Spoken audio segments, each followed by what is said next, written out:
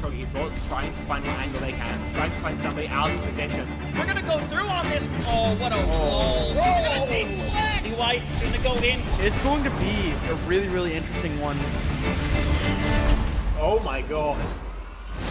All of this competition could be so damn close, so I cannot wait for us to finally decide who's going to be the champion. We are expecting some chaos, some great moments. A beast mode has killed 3. Only gonna really need that rampage, so it's gonna clear it out. Santi gonna get themselves a big old 4K. Oh. Santi's getting rid of 3, clearing out the house. That is crazy. Nunji actually kills 3 people. This team feels entirely different on this faster composition. Now Saga is hanging around, getting onto the high ground. Post bomb's gonna stick on the Leaky. They're not gonna be able to survive it at the end of the day. Manages to find a 3K. Rio shoving this Ana into a corner. Woo! One more for the road for Rio. That is all signs go. Melophobia with 3 Melophobia. Start the fight. They'll end the fight. Oh my god. Beagle Bus, they have to play aggressively into this energy. Popping off in a moment where you needed just that. Ruby in that backline. Oh, the flick. Looking for it. Oh my goodness. The 4th one as well. Do they get the ace? They get the ace.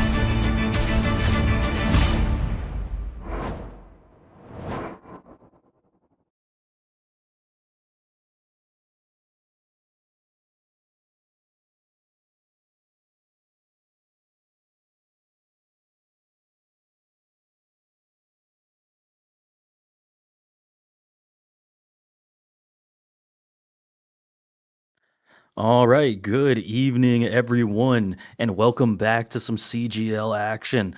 We've got our Latin American Grand Finals for that open tier, and I'm pretty excited for it. We've got Agave going. We got Agave Garfo going against Astrum here tonight, and I'm Shadowfang, joined by Mega Ninja once again. And you've been asking for an open tier game, and here it is for you.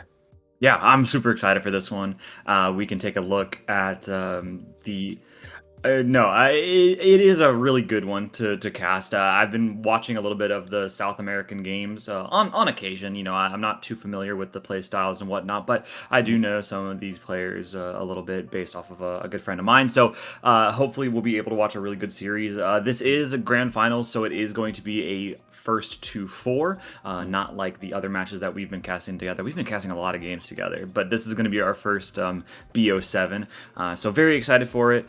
Hopefully we'll be able to watch some good Overwatch, and hopefully Latin America gets to show us what all the hype is about. Yeah, I mean, if these teams' matches so far have been any indication of where it's going to go, like both of their matches they've played up till now have been the maximum number of maps they can be. In their first round, it only goes to a best of 3, so 2-1. But earlier in the season, it was a 3-2 game, so it has been crazy. Map number 1, as you can see right there on your screen, going to be Lijiang Tower. So no matter what location we are casting from, Lijiang Tower seems to be the pick. Yeah, it feels like it's just been EU, NA, or apparently Latin America. We're going to be going to that Lijiang Tower, a tried and true, a staple of Overwatch, I think, in terms of map number 1s. Everybody's familiar with it. Everybody likes to run certain compositions on it. There's no other way to really play Overwatch than to start on Lijiang. So we'll have to find out, you know, if both of these teams have a set composition in mind, or if they're going to be kind of bringing something new to the table. Yeah, I am going to be curious to see where the teams go with their bans here. Oh, okay, so we're going straight into the map. Looks like the bans we had, let me take a look here, were Farah by Agave, and Astrum banned out that Hazard, which I do find very fascinating. Haven't seen a whole ton of Hazard, but, you know, it could just be a thing that maybe Agave really likes to run that Hazard, generally speaking. These compositions are, what I would say, are pretty standard, though. Just instead of Diva, we've been seeing more of that, I would say, Ramatra lately. Definitely going to be seeing a little bit more of those Brawler kind of tanks. But we do see Luke on that Echo, so we'll have to find out how that starts out. As Sean already taken off the board here, a really good start for Astrum, as they're going to be trying to rotate over to the point first.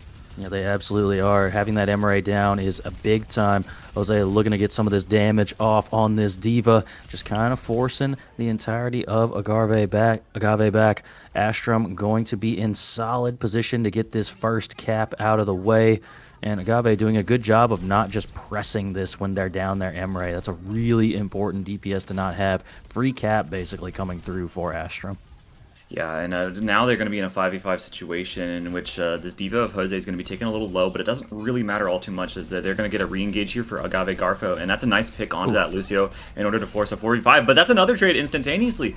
So it does look like Astrum, despite losing out first, is going to be able to get this first fight win and maintain the point for the time being, unless this fight goes not their way.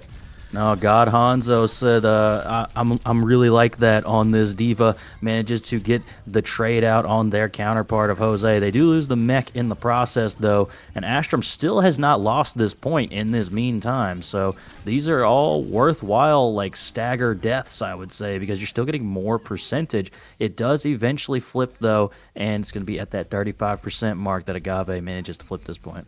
Yeah, but God Hanzo not in the mech right now. It's going to take a little bit of time for them to get that back. So Astrum can go fast if they are able to respawn in time, win a potential 4v5 situation, and they're going to do just that. I mean, they're going to rush directly on a point. They don't have a Diva to contest against.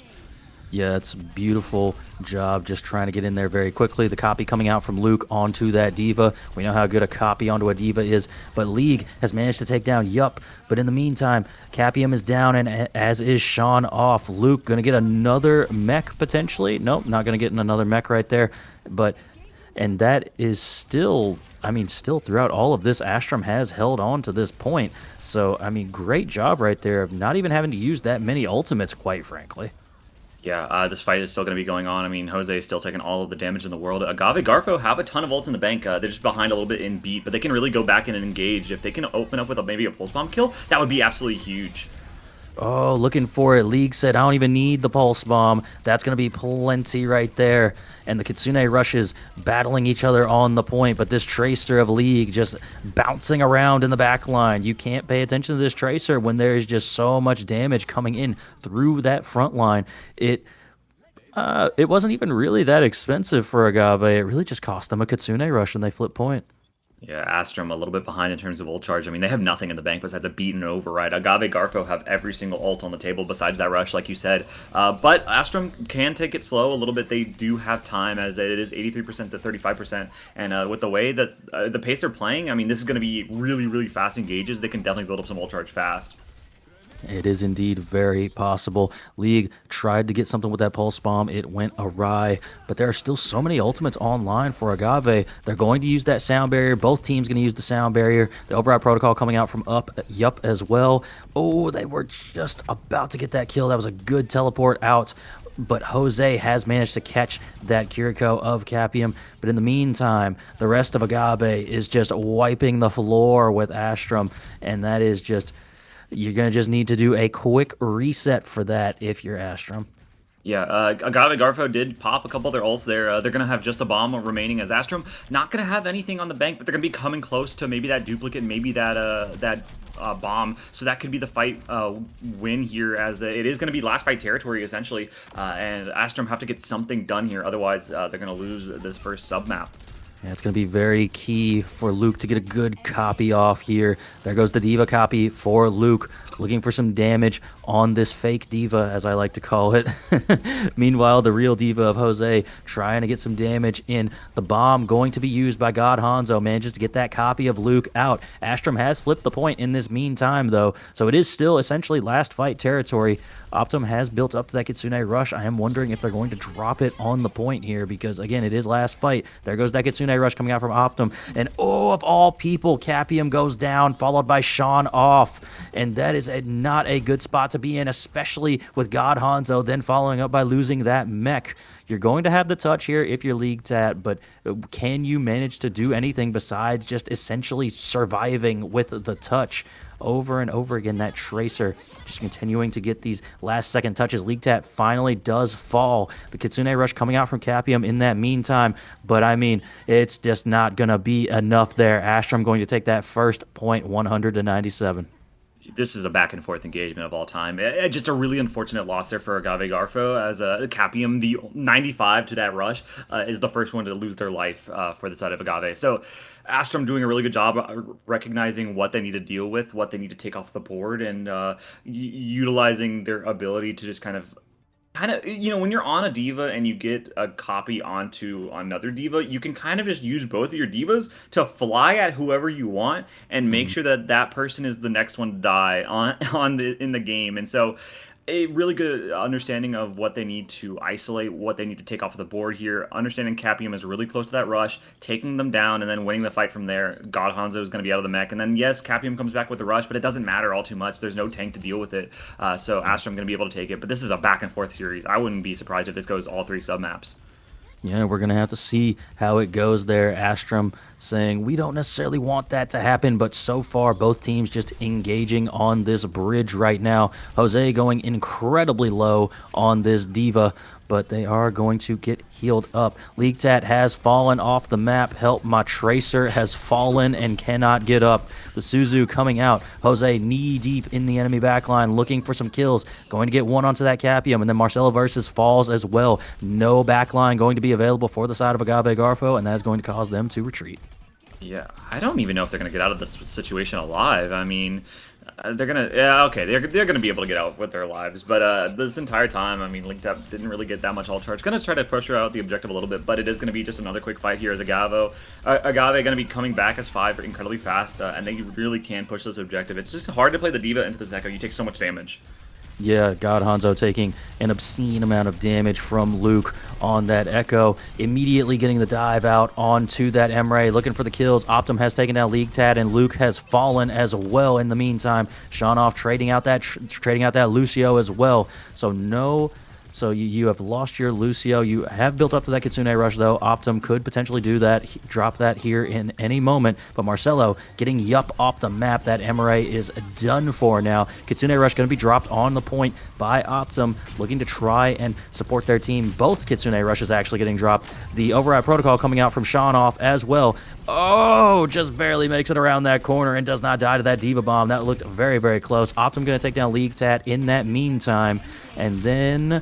oh my goodness, the remake just barely managing to get that off is God Hanzo. But, I mean, I gotta be honest, if you're Agave at this point, you might just want to get a full reset because it is honestly looking kind of tough. But it looks like Agave disagrees with me. They are engaging with that sound barrier, looking for something. The Override Protocol coming out from, Yup. Not going to get any final blows, it doesn't look like, but they did force Marcelo to fall off the map on that Lucio, so that's about as good of a kill as you can expect to have. And once again, 85% and counting. Astrum still has control at this point.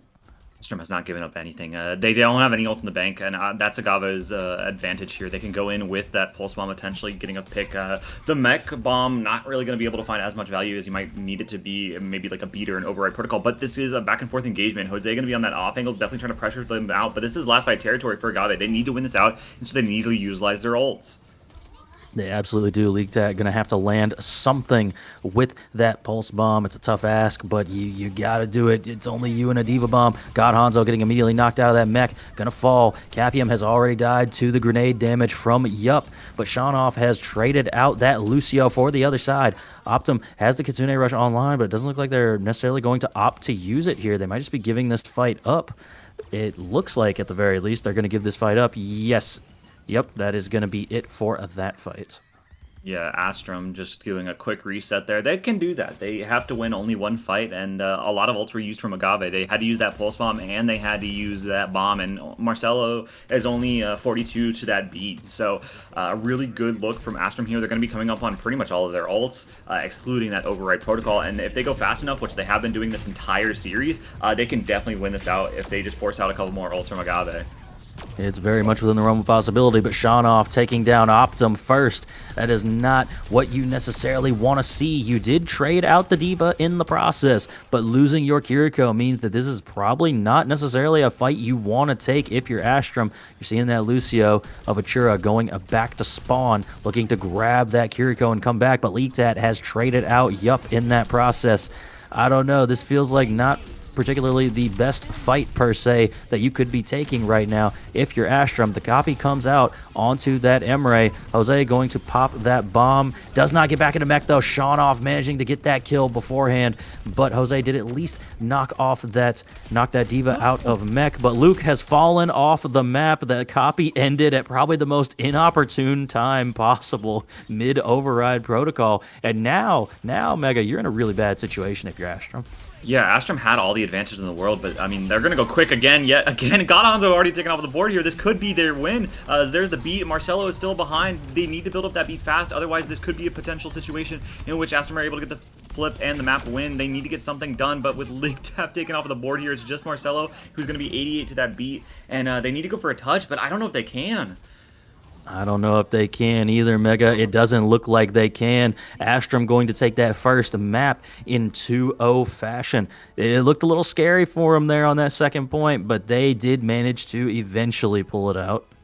Yeah, really, really good start for this series. I mean, I do think that all Li Zhongs look a little bit back and forth in all engagements, but I mean, Agave just...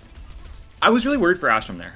They looked like they might have given up the lead when they did they popped too many ults in a losing fight, and so I was worried that they were going to maybe potentially lose that round. But they were able to get the job done off of that beat and off of God Hanzo being out of the mech. I mean, if you're in a diva situation where you're out of the mech, most of the times, like 9 times out of 10, you'll see pros do this. They'll just jump off the map. They'll just reset themselves incredibly fast because you can't really win a fight as a baby diva. If they realize that, they isolate you and they just blow you up with their own diva. So, you know, I think that if God Hanzo maybe reset themselves and just had the rest of Agave Garfo fall back for the time being, maybe allow a flip to come through and then reconvene on the objective, they could have used their ults to their advantage, but unfortunately, just not the way the cookie crumbles, and Agave Garfo going to be going down to a 1-0 series for the time being. Yeah, it was really tough, just like, especially in that last fight. I think Astrum just was able to recognize that Agave did not have a sound barrier, and they did. And that was really just the difference right there. Like, it was literally just, hey, we have sound barrier, they don't have it yet. So we're able to just beat engage and use this override protocol in combination with the beat engage to just play a lot more recklessly than normal. That's something that I always really appreciate when I'm watching those higher tier games. They literally know, like, almost down to the percentage point, like, exactly, hey, I can tell this Lucio's like 85 and I'm 100. So, like, if we just beat engage, all we gotta do is win this fight. We can just have our diva go extra reckless into the back line with all this extra HP. And that's exactly what they did in that fight. Yeah, Marcelo just a tiny bit behind in ult charge. I mean, I think literally ended that map at like 90% or something like that. A single amp yellow probably would have gotten the job done. And if they had got Hanzo still in that mech, then this could have been a different story. In a perfect world, I think you're God Hanzo, you jump off the map, you get a quick reset, and then they beat engage in order to get onto the objective. You allow that flip to come through, then you beat in response, and then we could be talking about a round number 3. In a perfect world, of course, but that's not the case. That's not the situation that happened, and Agave going to be doing their maps. They're going to get their map selection now. All right, so first thing, since we didn't get to do it during the last opening title that we had right here, let's go ahead and take a look at the bracket just so we can see how we actually got here. Much smaller bracket than normal. You can see we just had the 4 teams, and then Astrum, Agave, Garfo did play each other in that first round, best of 3, and then you can see right there how Astrum just basically ran the gauntlet in that lower bracket, 3-0ing everybody, and now here we are in this grand finals.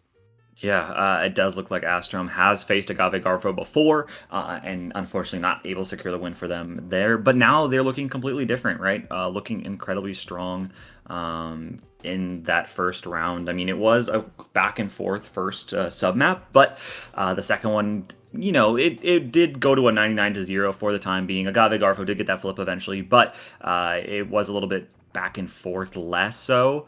But we do know our second map, it is going to be Midtown here. So we'll have to find out if that is Agave Garfo's bread and butter, peanut butter and jelly, or if Astrum are going to extend their lead to a 2-0. Did you just say it was their peanut butter and jelly? I've never heard that phrase before. That is something though. It's like their they're tried and true. They're classic, right? Peanut butter and jelly. It's a classic. Everybody has peanut butter and Oh jelly. no, no, I get what you're saying. I've just never heard that phrasing before. So that is one way to certainly word it. Midtown. I see Midtown. It leads me to believe there's potential that Agave wants to force like I don't know. Some teams really like to play like that Sigma poke style on this map. Could be that they want to play the more brawly play style as well, or both teams could just play Diva again. There's a wide variety of choices that you can still run very effectively on Midtown just because of its hybrid, just because it's a hybrid map. Yeah, no, most of the times in terms of compositions, I like to look at OWCS, but we haven't really had all too much besides Korea, where they've been running Cat Bastion almost every single map. So not really a good place to base things off of, unless they're going to be running that Cat Bastion. But Agave Garfo having a lot of options on the table. Maybe want to go back to that Diva mirror could potentially. I think that God Hanzo was looking incredibly strong on that Diva, excluding a couple times where maybe they should have reset themselves, jumped off the map. I mean, Lingjong, you could take yourself off the map in a lot of different places. Yeah. So maybe you wanted to take away that Diva, could stick with the Diva mirror. There's a lot of options for the compositions, and maybe this is a world in which you look at that Echo, maybe you look at that Emray, potentially. I was thinking Echo personally. It's like the only thing that wasn't a direct mirror, and it was definitely giving your Diva issues. But that's only if you want to play that Diva again. So here we go. Agave Garfo going to ban out the Sigma. Okay. Well, I mean, that makes sense too. You don't want to deal with the Sigma, so, get rid of it. It's like, hey, we picked Midtown, but we didn't pick it to play Sigma. We picked it for other reasons. Yeah, I mean, I do think that Midtown is maybe one of the more pokey maps in the current map pool. So taking that off the table there, maybe going over to less of a poke, more of a brawl. Maybe you can go that Zarya with maybe a Reaper potentially. But Astrum going to have a ban now, DPS or support. This could be a situation, and maybe you look at that backline. If you're not feeling comfortable, I think you were winning out in that Kyrie Lucio back and forth. But I do think that maybe if you want to change things up, maybe cause Agave Garfo to make a little bit more of a little bit of a, they're going to be uncomfortable a little bit if you take off that Kiriko, if you take out that Lucio. Maybe they have a strat for Midtown that they're like, they don't think Agave knows about. And so there's definitely options on the table. You could just take out a normal DPS though, take out maybe that Tracer, maybe the Sojourn. But it's going to be an Ana. That makes me believe that they are afraid of the Cat Bastion, actually. Yeah, I mean, it could be. That very well could be the thing that they're afraid of. Maybe Agave Garfo banned the Sigma for that reason, because Sigma is one of those heroes that can play decently into the Malga, just head up. And, Sigma can deny a lot of Bastion's damage with the Eat and the Shield. Granted, it's a flying Bastion, so there's only so much you can deny. But if that's the route that these teams are going to go, then yeah, maybe that is trying to just stop that nonsense from coming out. Yeah, I mean, it is just speculation at this point. I'm not entirely sure what they'll be running. There could be multiple different reasonings and compositional choices that they think that they want to run here. But maybe they had a poke composition. Astrum had a poke composition that they wanted to run, but taking that Sigma off of the board causes them to change up their game plan a little bit. Maybe that Ana ban is not because of the Cat Bastion, but maybe it's because Agave Garfo want to play maybe the Winston. It's not a very common pick on Midtown for sure, but it is still technically an option. So we'll have to find out as we do get our compositions underway. It's going to be interesting to see what they decide to roll out on. This could be a situation in which we run the exact same composition as last time, just the Diva with an Emray Tracer and then the Curie Lucio backline. All right, well, here's Agave Garfo's lineup. We didn't get to introduce them last time, so here they are. We got League Tad and Sean off running that DPS line. God Hanzo going to be on that tank. Then you got Capium and Marcelo Versus running that support line. Again, same lineup we saw on the last map, so nothing too crazy there. But seeing that Capium likes to play that Ana leads me to believe that, hey, let's just maybe ban that so they can't play it. Yeah, I definitely do agree. I think if you can look at the preferred heroes, and these are actually pretty normal preferred heroes. I've seen a lot of the CGL players have some interesting preferred heroes. I've seen a couple Junkrats, a couple Reinhardts, but this seems pretty normal. But if Capium likes that Ana, then yeah, I mean, making sure that they're not able to play that character, maybe that comfort pick, I think it's a smart play. I think it's a really understandable ban that has a lot of potential for working out in their favor. But we can take a look at the other side of the spectrum now, as Astrum's lineup is going to be shown here. We can look at Yup and Luke on that DPS, Jose on the tank, and then Achura and Optime on the support line. A very strong lineup from what we saw out of map number 1. No substitutions just yet, and I'm looking forward to see how these lineups compare against each other for map number 2. Yeah, it's going to be really interesting to see because sometimes control can be almost deceiving with how it's played. Like you can see teams play very, very closely on control, and then you go to a different map type and it's just completely different. So, especially with Agave Garfo being the team that has typically won this matchup, well, technically they're 1-1 on the season. Their regular season matchup, Astrum won. The playoff matchup, Agave Garfo won. So this is really the tiebreaker. That's probably the most important part of this grand finals. This is actually a tiebreaker between these two teams. Yeah, both of these teams trying to prove that they are the better one here, and we'll have to find out if that is the case for them. We'll have to find out if Astrum can make sure their dominance is well known here in this Latin America scene, or if it is going to go the way of Agave Garfo as it has done last time in that upper bracket. Those cars, I never noticed that these cars fly, actually. Can I be honest with you? I never noticed that there was cars. Look at that one just taking a turn. Not even no turn signal or nothing. That must No be turn signal. That must be driving. That is New York driving at its That- finest. No I turn was signal about to to be say. found. No, but we are looking at very similar comps here from what we saw on Li Zhang. Both going to be on that Diva with the Lucia. Marcelo is on the Alari. Very interesting to see how that comes to fruition. Not going to have that speed on the side of Agave, and we'll have to find out if that is in the advantage of Agave or if Astrum are going to take advantage of that. Luke said, hold on, they got an Alari. Get me up out of here. Luke immediately taking headshot damage from that Alari. I'm telling you, man, I play a good bit of Alari. You can just light people up with that character right now. It is ridiculous. Luke just flying around, looking for some damage on that Echo once again, landing a bunch of sticky bombs, going to force God Hanzo to back off just a little bit. That Tracer of League Tat just steadily taking a good bit of damage, though. Astrum going to be flanking around this far left, looking to get some positioning. And look at the duel happening between that Tracer and that Echo. Just immediate headshots coming through. And I mean, recall gets forced, and I don't know how that just happened. I gotta be real with you. Did we just have a future sight moment? I do not understand that kill, but okay. Astrum already on the point, having 2 ticks, and Shanoff has taken down Luke in that meantime. God Hanzo low in that mech, not going to be able to touch it, and that's going to be first point cap for Astrum. Yeah, really, really quick engagement there from Astrum. Just kind of, nice shot there onto Shanoff, and Capium gets that trade. But it doesn't really matter. All of these trades that are here right now don't necessarily matter. Yes, Agave are going to be able to win this fight, but the cap has already come through. So the spawn is going to be right there.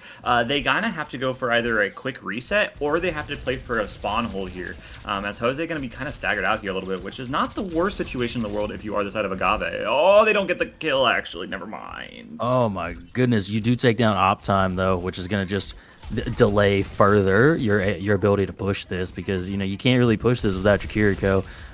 But granted, Agave has a lot of ultimates here, and they're going to play this extra tight. Pulse Bomb does come out from League Tat, lands onto Jose, but not going to be enough damage to demech that Diva. Luke flying around, just doing a little bit of damage on that Echo.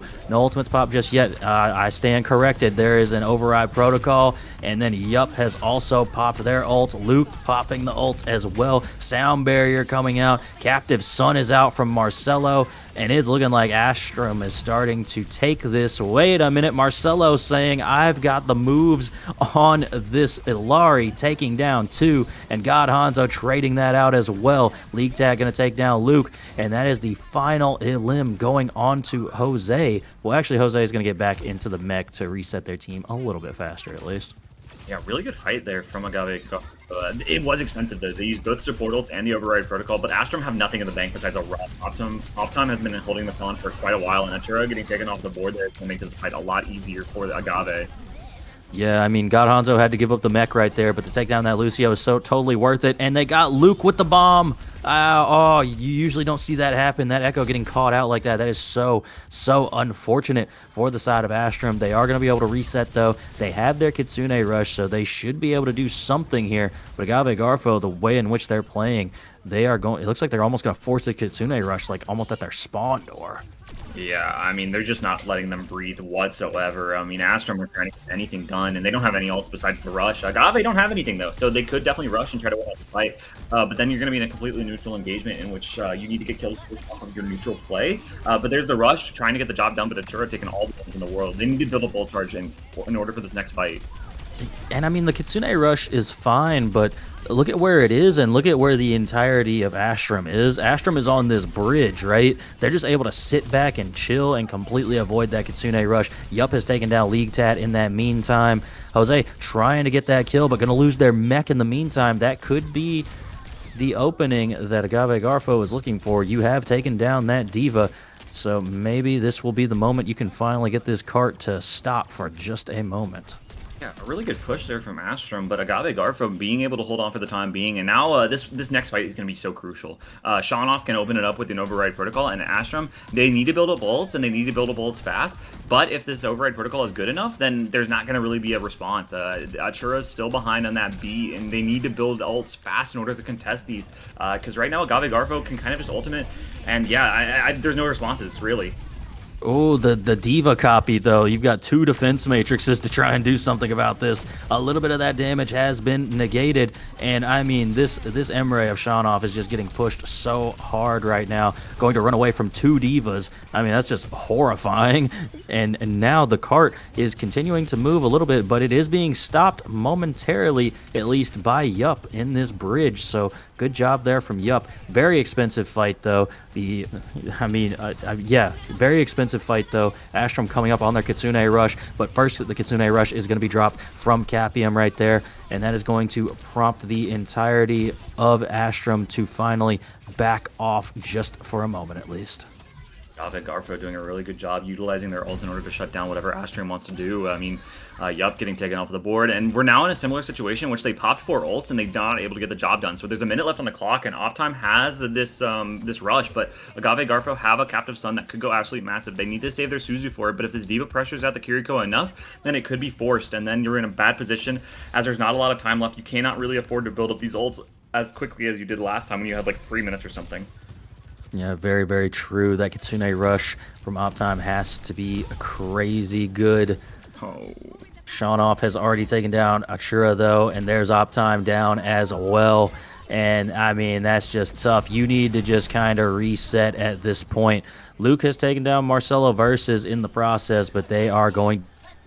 And, again, that Alari, I think, is going to be back with more than enough time to spare. Yeah, it's going to be really difficult for the side of Astrum to get the job done here. I mean, they just have a rush yet again. I mean, this duplicate has to go massive, and you're going to have to hope that Jose is able to eat this Captive Sun. Otherwise, I don't know how it's going to be winnable. There's the rush coming through from Optime, and this is their go button. They need to get something done here. Yeah, I like this Kitsune Rush a lot better than the last one. It's way more in the area of where Agave Garfo actually is. Copy comes out from Luke. The bomb is being launched somewhere. I don't know where it went, but it has not managed to catch on to anybody. Override Protocol coming out from Shawnoff, looking to try and catch Luke out with those shots. I mean, the Override Protocol, there it is. Achura falls, and that is going to be the Lucio of Astrum going down. Yup, following suit as well. And I mean, this Emre of Shawnoff is just getting kill after kill right now. Jose trying to do something on this Diva, but the Captive Sun going to catch them out, and that is going to be a 2nd point hold for Agave Garfo. Yeah, really, really good showing from Agave Garfo. Just completely understanding what they need to do differently. I was a little worried about that Alari pick at the very beginning of this round, you know, not having that speed option available to you. But Achura just getting taken down on one too many times, just making it so they never really had that beat online. And then forcing Astrum to really make some interesting ult usage choices. It's just such a difficult engagement for Astrum, right? They have so many ults, and then they kind of commit a lot, and Agave Garfo just have all of the right answers that they desperately need. You know, I definitely think that Astrum had some advantages here. You know, they use the copy onto the Diva, then they double dive the Emre, and you should have won from there, but it's just not going to be able to because of the response from Agave Garfo. And so now the goalpost has been set, and Astrum looking to hold on. Otherwise, Agave Garfo going to make it a 1-1 series. Yeah, I mean, I just need to point out that Marcelo Marcelo alone has more damage than both the supports for Astrum. Just Marcelo on that Alari has more damage than both of the supports that are playing for Astrum right now. That's the power of that Alari, right? You can do 5k damage to 7k healing. That's light work. You know, that's Tuesday. You know what I mean? And so that's the power of playing that character.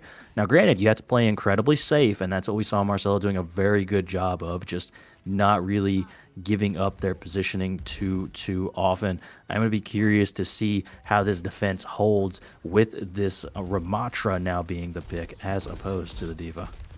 Yeah, we'll have to find out as Yup is already going to get the kill on Deshaun. That's a really good start, as it's going to be a 4v5 situation in which you can definitely get this hold going a little bit better in your favor. It is going to probably be a little bit of a reset, but it's going to be a fast reset for Agave. They don't really have to necessarily reset, but they don't have to really go in for an engagement as a League Tech going to be trying to get set up in the meantime. But the Samurai going to be back, going to make it another 5v5 situation. Yeah, here we are. We're just poking under the bridge right now, just looking at each other, seeing what we can go for here. This Diva of God Hanzo probably setting up for a dive somewhere, just trying to decide where that is going to be. But I mean, yeah, that and the entire backline just being forced back by Jose right now, and that Diva is so close to losing that mech. Going to stay in it, though, is God Hanzo, and Luke taking down Capium. That is probably the opening you need for Agave Garfo. Luke taking down another one in League Tat, and that is just unfortunate. You're going to have to back up and go back into the spawn doors right now. That Echo is just proving to be very difficult for Agave Garfo to deal with. Yeah, Luke on this Echo is doing a lot to try to shut down this Diva as much as possible. And Agave Garfo, what I really like from both of these teams is how fast they play. It does make my job a little bit easier because there's not as much downtime to color cast, but they do allow a lot of fights to happen and a lot of ult charge to get built up here. So Agave Garfo already going to be back in this engagement trying to slime out Jose. Yeah, they absolutely are. God Hanzo just sitting main, doing a little poking and prodding onto this Ramatra, layering in some damage. The speed ring coming through from that Juno. League Tat has taken down their counterpart in Luke. The Annihilation coming out from Jose, looking to try and land some of that damage, but not going to be able to go too deep. They do get the Diva, though, and that could be huge. Shawnoff going to be popping that Override Protocol, looking to try and catch out that Ramatra. The Nemesis form coming through strong, and the punches are just non-stop right now. Shawnoff going to eventually win that trade, though. Marcelo going to take out Achura, and Optime going to fall as well. Agave Garfo going to take that first point on the back of that Orbital Ray and the Override Protocol. I actually think there might be a contest here. I think Luke can definitely go in. I mean, they have a duplicate online, and there's going to be the first touch from Luke, but they're going to get taken off of the board, so it's already a 4v5 situation. Capium gets traded out, however, so it's a 4v4. Jose out of the mech. There's the rush coming through from Optime, and Yup is going to be able to find one with an Override Protocol, but God Hanzo able to shut that down. It's looking like a back-and-forth engagement, and Astrum using that beat. They need to win this fight, otherwise they're going to be so behind in ult charge going into point number 2. Oh, yeah, they absolutely do. I did not think there was going to be a touch there, so very surprising. Atra getting out Marcelo, but immediately getting traded out as well. Luke copying onto that Tracer, just looking to try and get this Pulse Bomb built up. Not going to manage to do that. And in the meantime, you have burnt all of your ultimates if you're the side of Astrum now. Agave Garfo going to have that Kitsune Rush, and they've already dealt with that troublesome Echo of Luke. And here goes the Kitsune Rush from Capium right onto the point. Capium going to fall, though, and Atra getting traded out right on the other side of that as well. God Hanzo going to sit in that Kitsune Rush, get the advantages of that ultimate, and finally, after another set of ultimates getting basically dumped on the points, that is going to be a cap for Agave Garfo. Luke is going to make that swap over to that Pharah. I don't know how much I love that engagement, or that swap, but we'll have to find out here, as I do think that the Pharah into the Diva is a lot harder to play than the Echo, but they think it's the solution. And yeah, I mean, unfortunately, a lot of ults were used from Astrum there, and they kind of need to win this out with just a neutral fight. It's going to be really difficult too, especially with Agave having a couple ults on the board. This Override Protocol has to get absolutely nothing in order for Astrum to get the stabilization. But I think right now, Agave Garfo definitely have an advantage here, and they definitely can just win out this fight with maybe one or two of their ults, and Astrum don't have anything else coming online here. Here we go, Agave Garfo looking to engage here. What are they going to do? They're going to start with that override protocol, the speed ring into the override protocol. Going to let Sean off go a little bit faster flying through the air. Marcelo going to catch onto Luke with those torpedoes, and Sean off following up by getting their counterpart in Yup. Cart is steadily moving this entire time too, so Astrum going to need to reset, try and take this next fight when they have some more ults.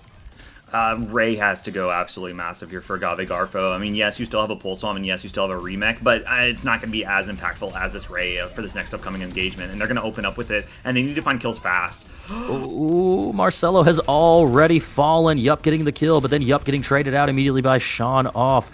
League Tat going to just Sean off, taking down Luke as well. I mean, this Emre has been going absolutely crazy so far. League Tat in the back line, looking to try and get some damage onto those supports. Jose has taken down Capium, though. There is no Kiriko alive for the side of Agave Garfo. Bomb going to be used by God Hanzo to try and remech. But Yup, showing back up with their override protocol, layering in that damage. Marcelo versus going to go low, going to have to back off, and that is going to be a hold for the side of Astrum. Oh, that's not good for Agave Garfo. I mean, they used the bomb and the Ray, and Capium going to be having a rush, and the Pulse Bomb's still available, but Astrum have done a really good job stabilizing. They have 3 ults. They had to use 2 of their own, but we're coming into last fight, potentially 2 more fights left on the board here, and Agave Garfo only have a Pulse Bomb that has to go absolutely massive. You have to hit this Lucio, make sure that Beat's not online for this next upcoming engagement, otherwise Astrum have an actual real chance to hold on. They absolutely do, but meanwhile, League Tat going to be pushing that point as the Tracer tends to do. The Pulse Bomb going to go awry, not going to catch on to anybody, but Capium going to take down that Pharah in Luke. Meanwhile, back at the point, the Kitsune Rush is dropped by Capium of Agave Garfo, but Agave Garfo not really going to be there to do anything with it. God Hanzo does take down Jose, though, and League Tat following up with a Chura, and now here it is, there it is, the cap finally coming through for Agave Garfo. And that was a really back and forth engagement, but Agave Garfo able to finalize a couple of picks. I mean, Luke with that barrage just not able to find anything, right? You're playing Pharah into a Diva, and they know that you have that barrage. I mean, there's no way you can find as much value as you need to find as Agave Garfo. A really good showing. It was a little close there towards the end, but Sean off going to be able to pop off on that Emre, get the job done. And it's going to now be a 1-1 series here for this Latin America Grand Finals. I mean, I'm not surprised. You know, the other 2 times these 2 teams have played, it's been a back and forth affair both times. It really seems like the map picks, and then the map picks / the bans and whatnot are going to be very key, because again, the only real difference that was had here was Agave Garfo was running that Juno and the Alari, and they may have been running the Sigma as well had that not been banned. So it just seems like it's going to be one of those back and forth type affairs where map pick and ban pick are really going to be crucial. Yeah, just a really good showing from both of these teams, showcasing how well their players can play together as a team. I'm really looking forward to our map number 3. I'm interested to see where Astrum wants to take us. And what the bans are going to look like, right? Because, I mean, both of these teams feel very comfortable on that Diva and that Kiri Lucio.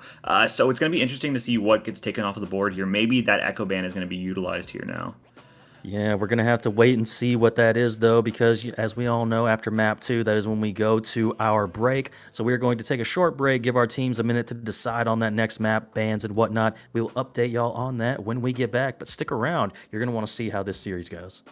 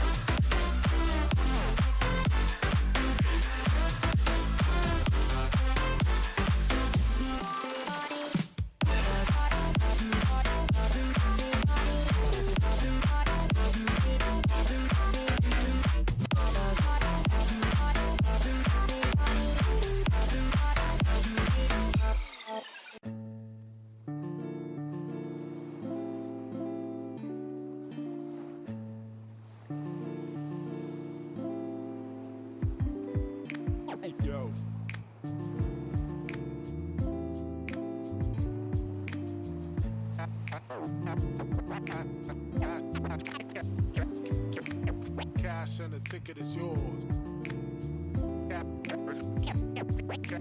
Cash and the ticket is yours.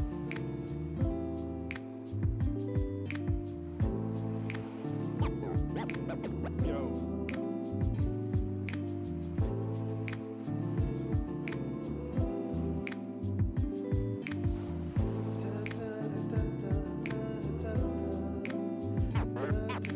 Cash and the ticket is yours.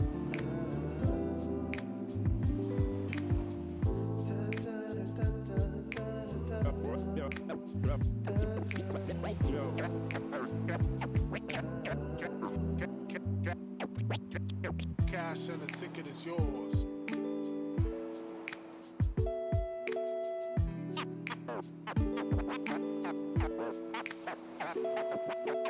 Cash and the ticket.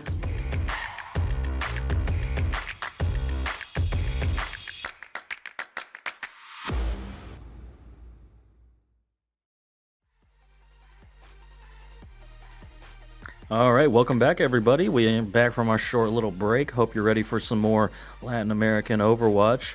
You can see right there below us, Agave Garfo, Astrum, going to be in a 1-1 deadlock series right now. This is pretty much exactly where we expect it to be, just based on the past results. I'm Shadowfang, that is Mega Ninja.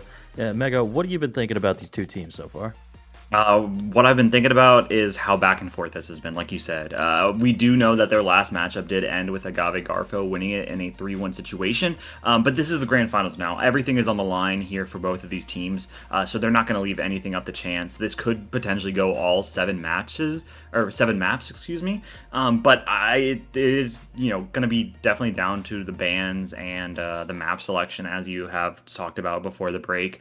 Interesting to see what'll be coming through here for both of these teams. I'm interested to see if we'll ever really see that Diva ban or the Curie Lucio ban, because both of these teams seem really comfortable on it, and so that makes me believe that we won't be seeing that come out, as it'll probably just be some more interesting of bans. I mean, both these teams seem to like running the same compositions.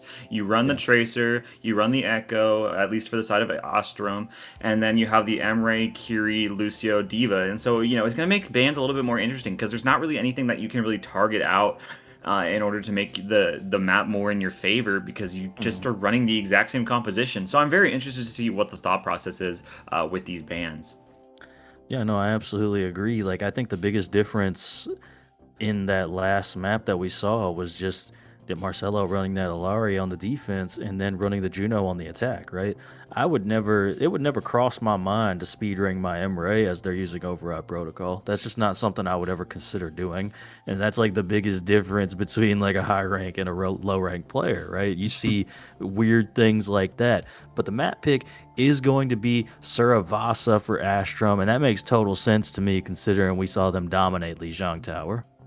Yeah, I completely agree. Having more of those, even though you're going to be running that Diva comp most likely, it is going to be interesting to see how these matches go when it is more of a brawl type map. You're going to have to play Diva a little bit differently. Diva has a lot of different playstyles that you can utilize on them.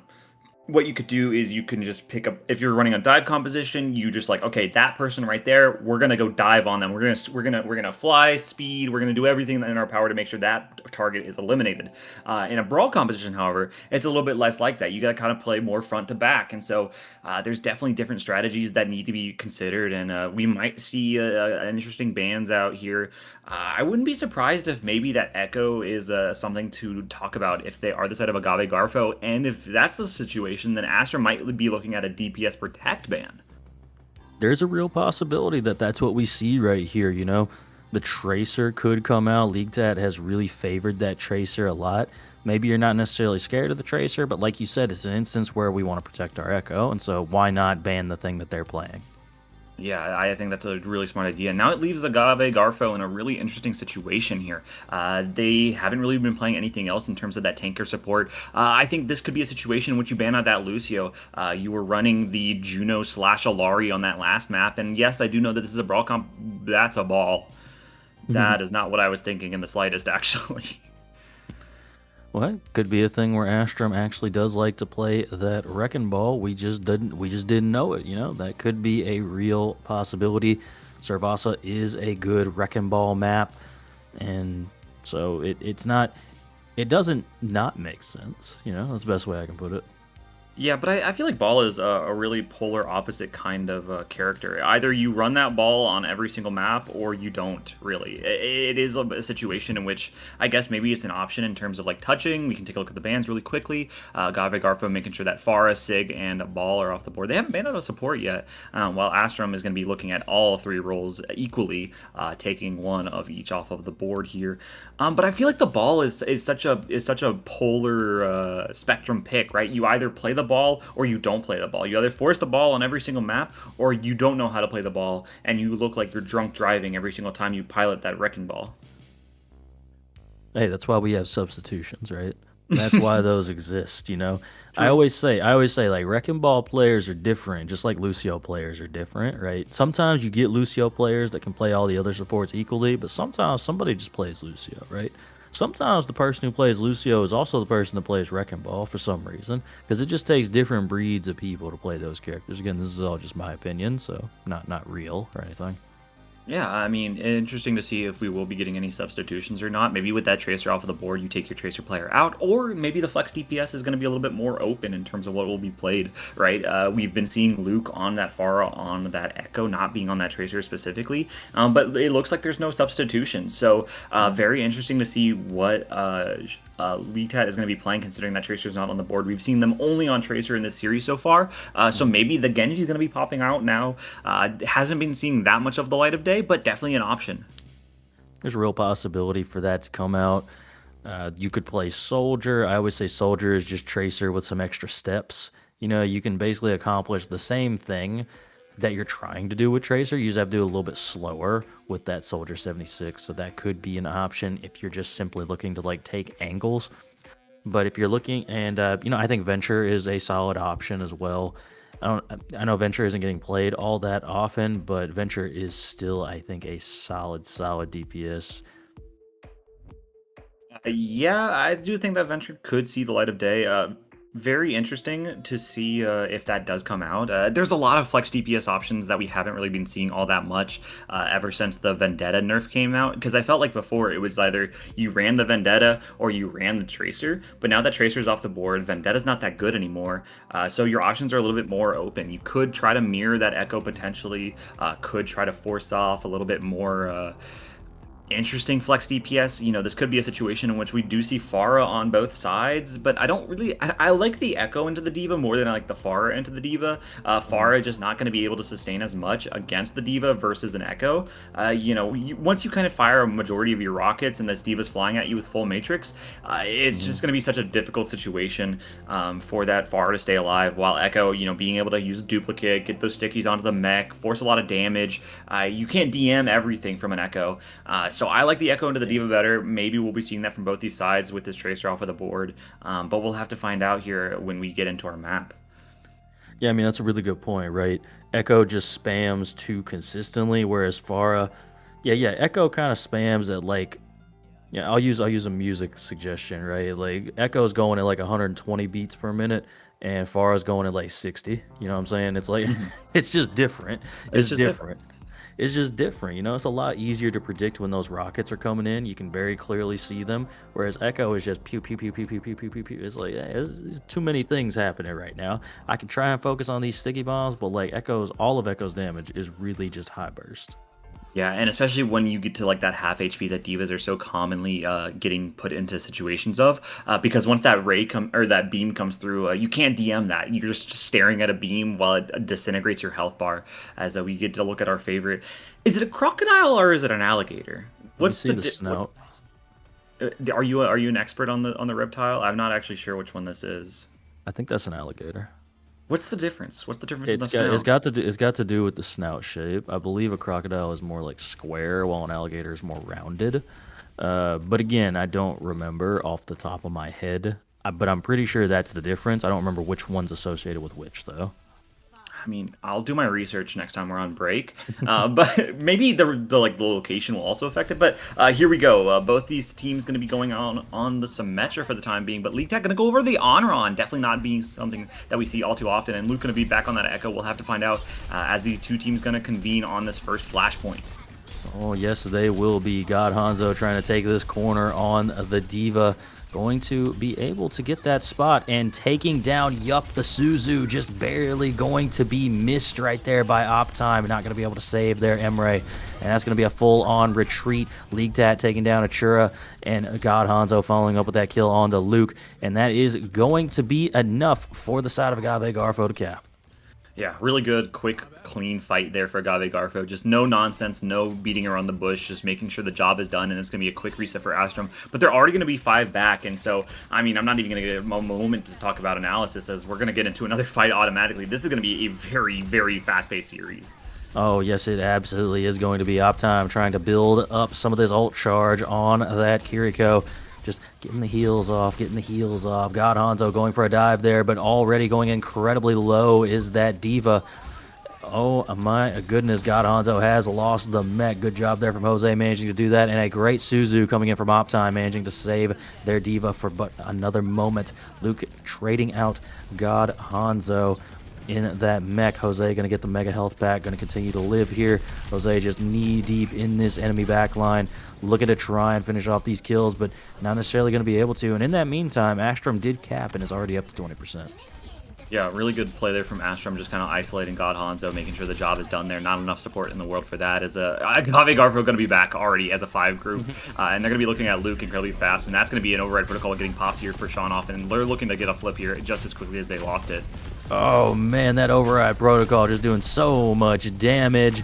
Gonna get the Kiriko up Optime, and that is going to be the entirety of the side of Astrum just falling over. Yeah, really good play there from Agave Garfo, just utilizing only their override protocol. And now look at these ults, right? Both of these teams going to be incredibly high on ult charge. Yup, having that advantage a little bit with this override protocol. But it's last fight territory for Astrum. They need to win out this fight in order to keep this flashpoint alive. They absolutely do. Oh my goodness, the Vermilion Ascent going in. Incredibly effective there from League Tat. Not going to get the final blows, except on Optime, but doing enough damage for their team to just completely wipe the floor. And oh my goodness, this Onron, that was a really nice play with that Vermilion Ascent. Yeah, just recognizing that Astrum is ahead in ults, and so they decide, you know what, we're going to go first. If these ults are forced off of the point, then that's going to be an advantage for us as Astrum. Not going to commit anything to that engagement, so this should be this first cap going the way of Astrum, but there's the duplicate, and also a rush. I mean, you're happy with this if you're Agave Garfo. Oh, you absolutely are. You're not happy with that, though. You've already lost your Kiriko, so this is probably a moment where you just back up to that point. This Diva of Luke going to just drop their fake bomb right there, but it does real damage, so you definitely want to stay away from that. And that is going to be Agave Garfo just resetting. Yeah, a really good engagement there from the side of Agave Garfo, but it does force Astrum to use a couple of their ults. They're still going to be sitting pretty at 3, and both of these beats going to be huge for this next upcoming fight, as this could go either way still. Ooh, Shanoff already taking down their counterpart in Yup. And oh, there goes the mech. Jose gonna fall out of that mech. Sound barrier came through from Achura, but it was not enough to keep the side of Astrum alive. And Shanoff just doing the absolute most on this Emre time and time again. Oh, that's so bad for Astrum. Look at their ult charge. They are so broke. I mean, they have nothing in the bank, looking like the Venezuelan economy. Agave Garfo gonna be having an override protocol, and Astrum are 60 to a rush. That's it. It's gonna be so difficult for them to get like even a flip potentially here. It's going to be quite difficult. That override protocol from Shanoff going to go off right there. They are 1 HP actually and do fall down. Override protocol not going to find too much, but League Tat in the meantime is taking down the entirety of that backline along with God Hanzo. And there you go. That Diva just going to be shot off the side of the map right there. 60% and counting for Agave Garfo. And Astrum didn't get any ult charge. Agave Garfo just played so incredibly fast with that override protocol that Astrum weren't able to gain anything at all. I mean, they're going to be 90 to a rush, sure, but nobody else is even close to another ult. Luke going to be 67, I guess, to a duplicate, but that's going to be it. Agave Garfo still have 2 of their ults, and they're going to open up with a Vermilion Ascent. Oh, it does come in, and it does big damage. Optime immediately falling down to that on run. And oh my goodness, that is the entirety of Astrum just already having fallen, and that is a 2-0 lead for Agave Garfo. This is not looking good here for Astrum. I mean, again, Achura just only 60% to a rush, and yup, I mean, 66 to an override protocol, and so this duplicate has to go massive, and Optime is holding on to this rush for, I think, one too many fights. Agave Garfo don't have anything in the bank, and so they have to take a neutral fight here, which you're going to be okay with if you can force out some ulti here from Astrum. Yeah, that is absolutely what you're looking for. Seeing if these ults can come out. There goes the Kitsune and the copy immediately coming out. Luke catching on to Sean off. That is exactly what you want to see. If you're going to burn that copy like that, you need to get these kills. You are burning so many ultimates right now. There goes Capium falling as well. Luke going to eventually lose that copy, and that is going to be a pretty easy cap for Astrum.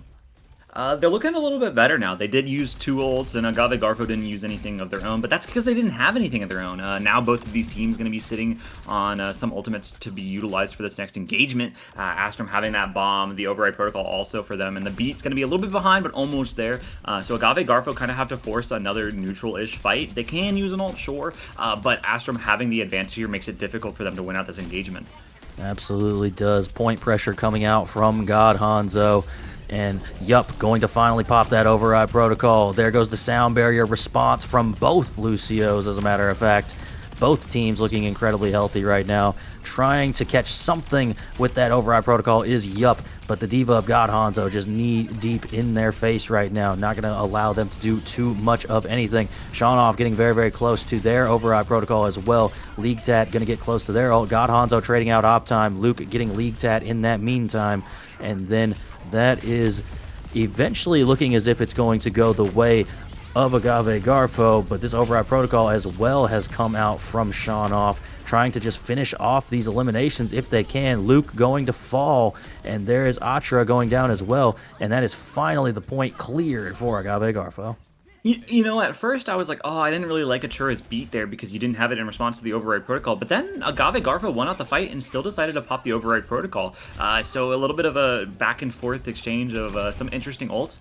Gonna make things a little bit more even. But Agave Garfo have 3 of their own. Astrum just have 2 coming online, but they're gonna go fast again. They know that they have the disadvantage and they need to play fast here in order to get these picks.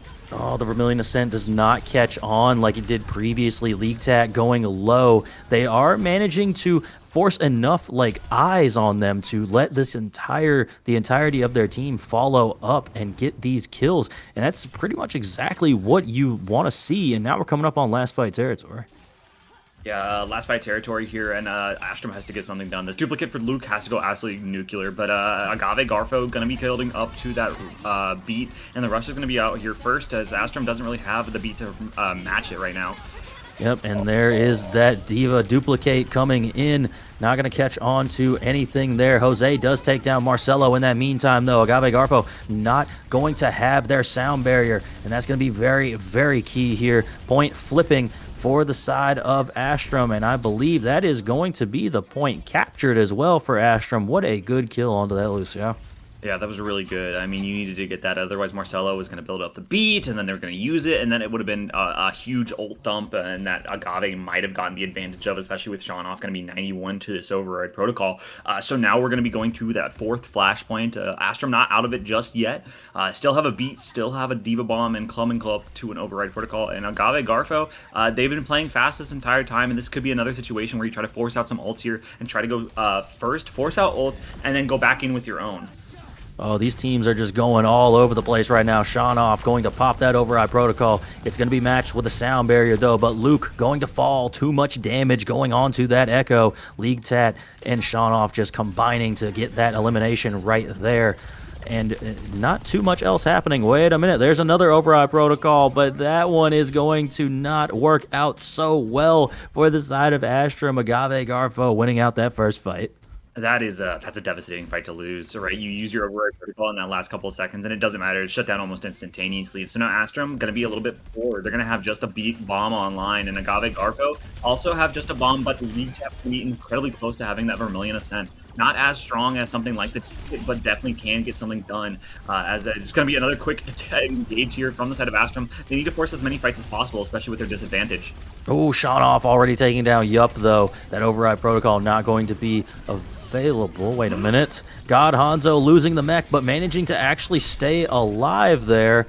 And Oh my goodness, this is actually a tough situation to be stuck in right now. LeakTat trading out op time. There is potentially something that can be done here because this Onron is just doing so much damage right now, but they are going to be taken down by Yup.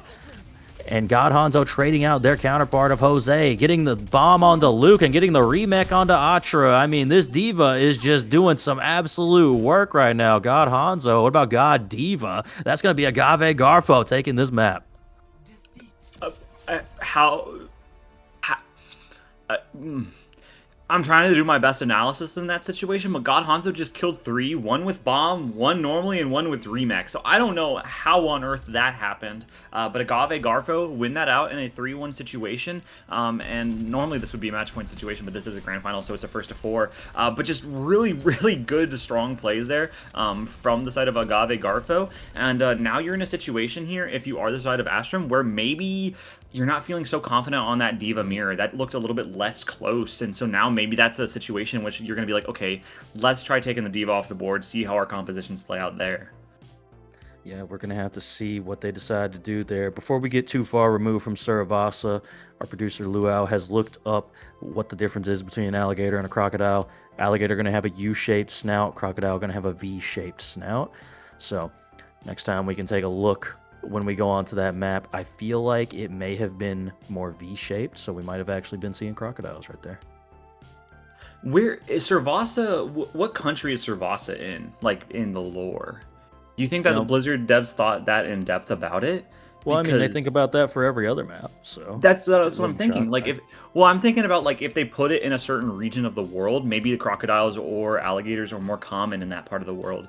That's what I'm thinking. But I mean, now I got to think about, was that snout crocodile or alligator? I feel like you're right about it being a crocodile, but I'm not entirely sure. I feel like it was more V-shaped than U-shaped, but in any case, moving along to the next map now, what should Astrum do after what we just saw on that last map? Oh, what should Astrum do for the side? Okay. I talked about it a little bit at the end of map number 3. I do think that maybe this Diva mirror that you've been doing this entire series, it's starting to fall away from you a little bit. You're not going to be able to win it out as often as possible. That on-run was really a good showing from LeagueTat. I wouldn't be surprised if maybe they wanted to keep running that. It looked really powerful. So, you know, we're in a situation now in which maybe Astrum is like, okay, we are comfortable on the Diva, but you guys are better at the Diva. So we're going to take the Diva off of the board and see how our other tank options do. Maybe you can try to force another Brawl composition, take care of that Diva, force maybe like a Romatra mirror. Maybe you do force another dive map, but you take the Diva off the board, forcing like a Hazard mirror. There's definitely options on the table here for the side of Astrum, but I do believe that the Diva ban is something that they need to look at. They need to start considering. Otherwise, I mean, if we're just going to be seeing the same compositions back and forth, Agave Garfo are going to have the advantage every single time. Yeah, so like we've got Push and Escort coming up next, right? Those are our two choices before it resets because, you know, it's a best of 7. So first we got to go through Push and Escort. So what would you say out of those two map types, where should Astrum take us, Push or Escort? Push or Escort? Push or Escort? Well, it depends on what you want to do if you do decide to take the Diva off the board, right? If you want to go to another dive map, you go to Rialto, you go to Dorado, something like that, ban the Diva, force a Hazard mirror. Otherwise, if you want to go to a Brawl type map, you could go to New Queen, you can go to Runasapi, take the Diva off the board, force like a Romatra mirror or Amalgam mirror potentially. I think that the tank is going to be an issue, right? I do think that that is the problem that you're running into. Just being able for God Hanzo to just kind of run around, killing whoever they want. Achura not going to be able to build up that beat as often, considering how often God Hanzo is just flying in like an AC 130 directly at you. I mean, it's got to be a scary thing if you're an Overwatch character, right? Just imagine a big 600-pound mech or something like that, boostering at you at full speed and blowing you apart. And so I think that it is a situation in which you got to maybe take the Diva off the board, force a different mirror out, and see if that's going to be your advantage that you need in order to get to a 2-2 series. Yeah, I mean, it does seem like Astrum prefers those more pokey play styles, just with Well, no, wait, that was Agave Garfo that played that pokey play style on Midtown, so disregard what I said.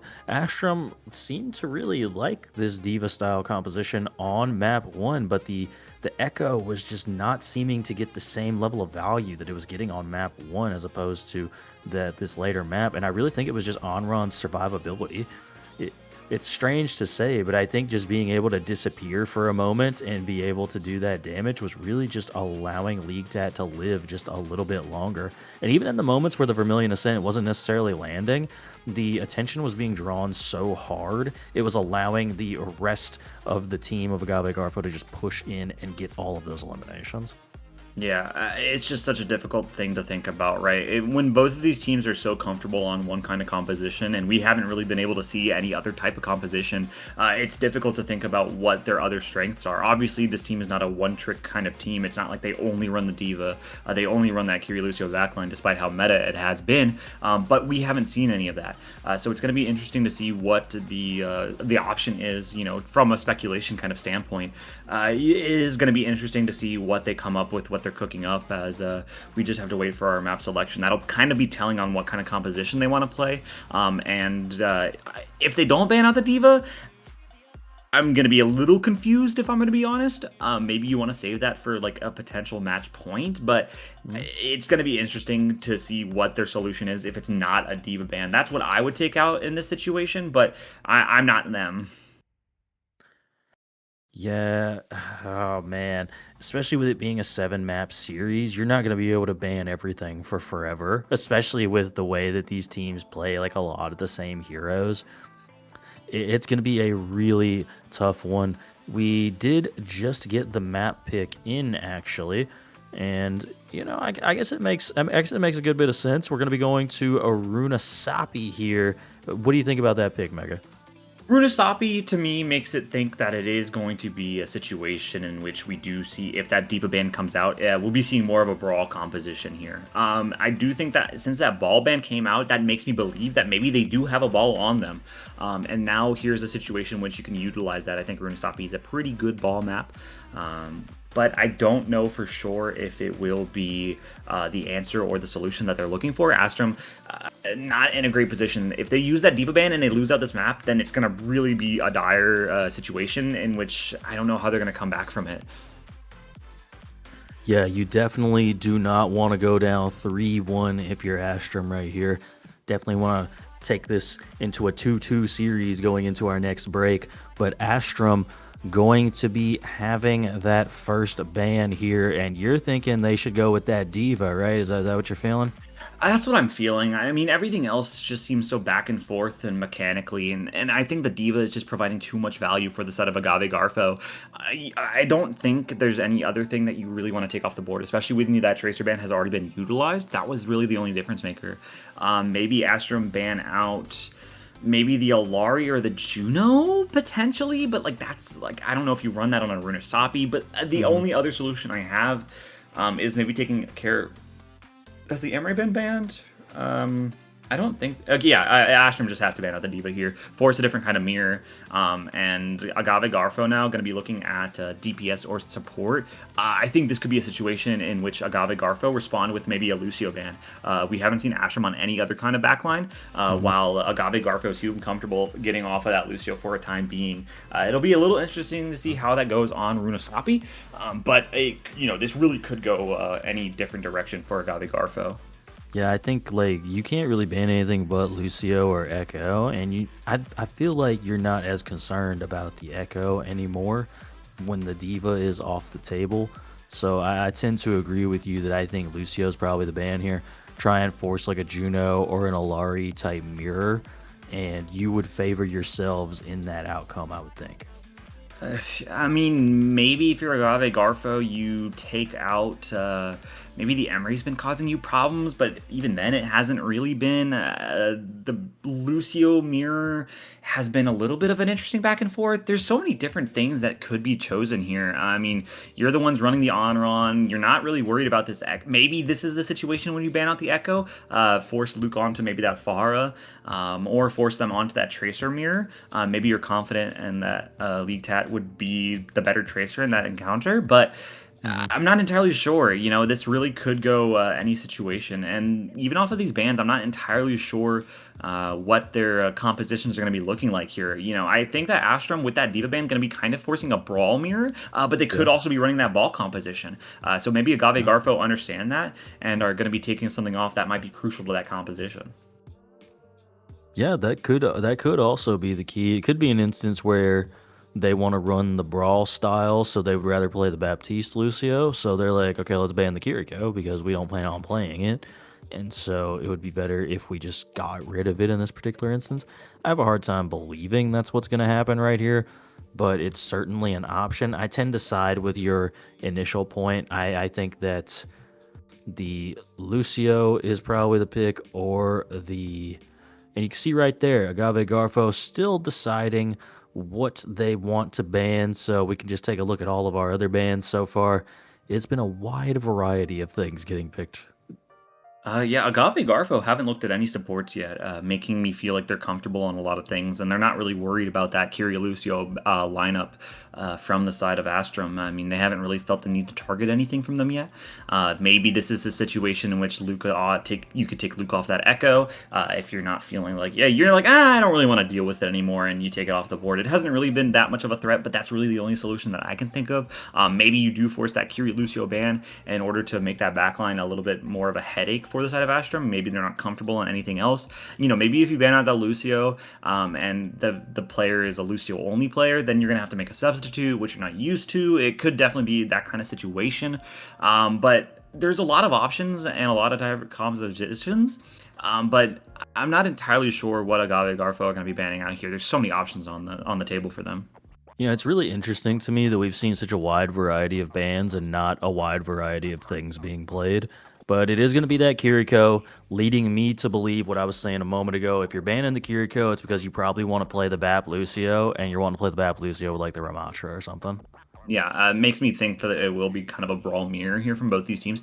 These are the first two bans, I think, in this entire series that have actually mattered to the composition. I think maybe that Tracer ban is something that you can also argue. But the entirety of the series, we've been seeing that Diva, Kyria, Lucio back line, but no longer an option for either of these teams. We're going to be seeing completely different things here from a lot of these players. We're not going to see God Hanzo on the Diva anymore. We're not going to see Optime on the Kiriko. So it's definitely going to be interesting to see where the solutions are in terms of what they're going to be running instead. There's a lot of different backlines that get run when the Kyria Lucio is off the table.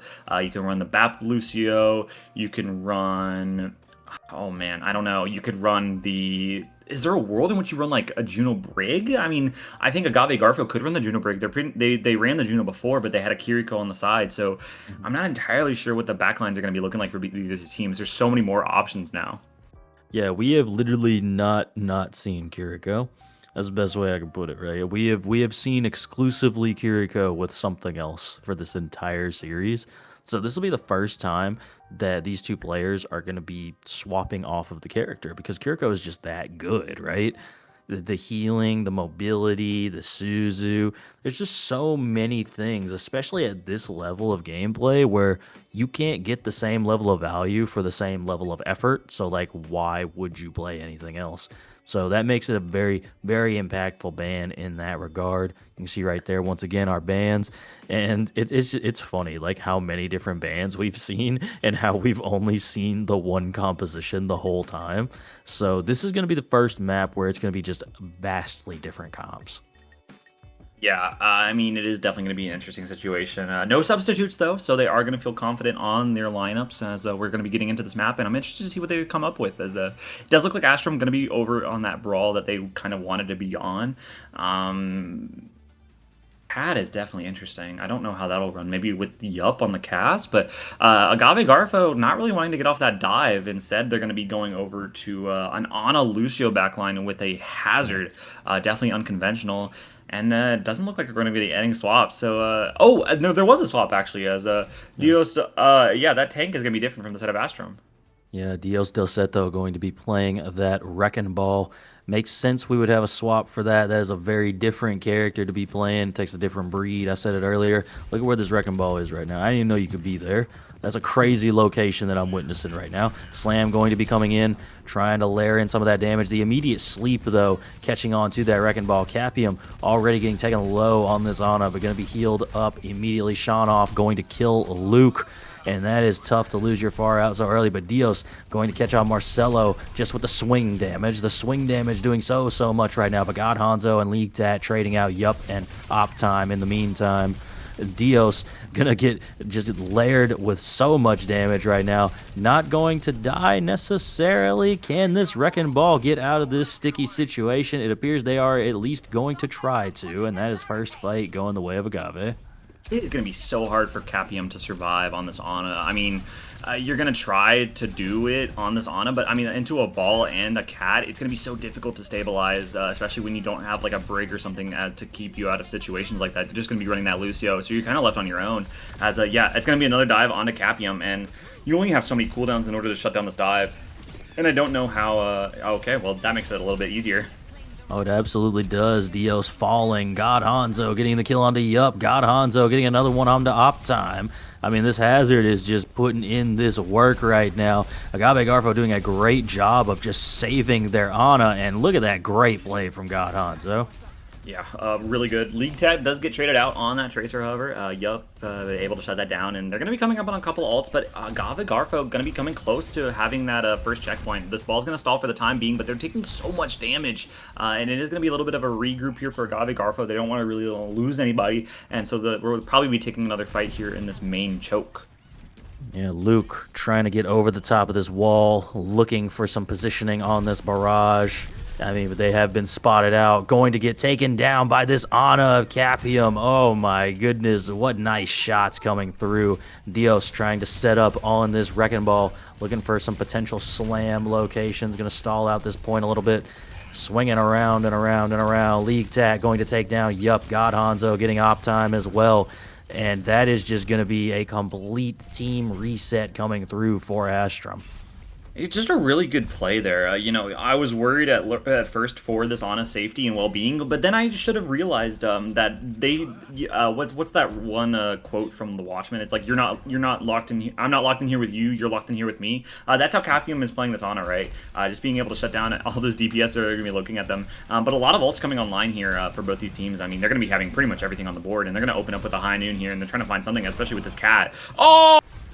Yup. That's all I got to say about that. We get the tree K, the 4K, the 3K with the Deadeye, though. The Deadeye cat, the nonsense has worked, Mega. The one single Deadeye flying cat has worked. That is not good for Agave Garfo. I mean, they still have all 5 of their ults, but this bot is going to be going the way of Astrum. They're going to be opening up with mines as well. This could definitely go either way still.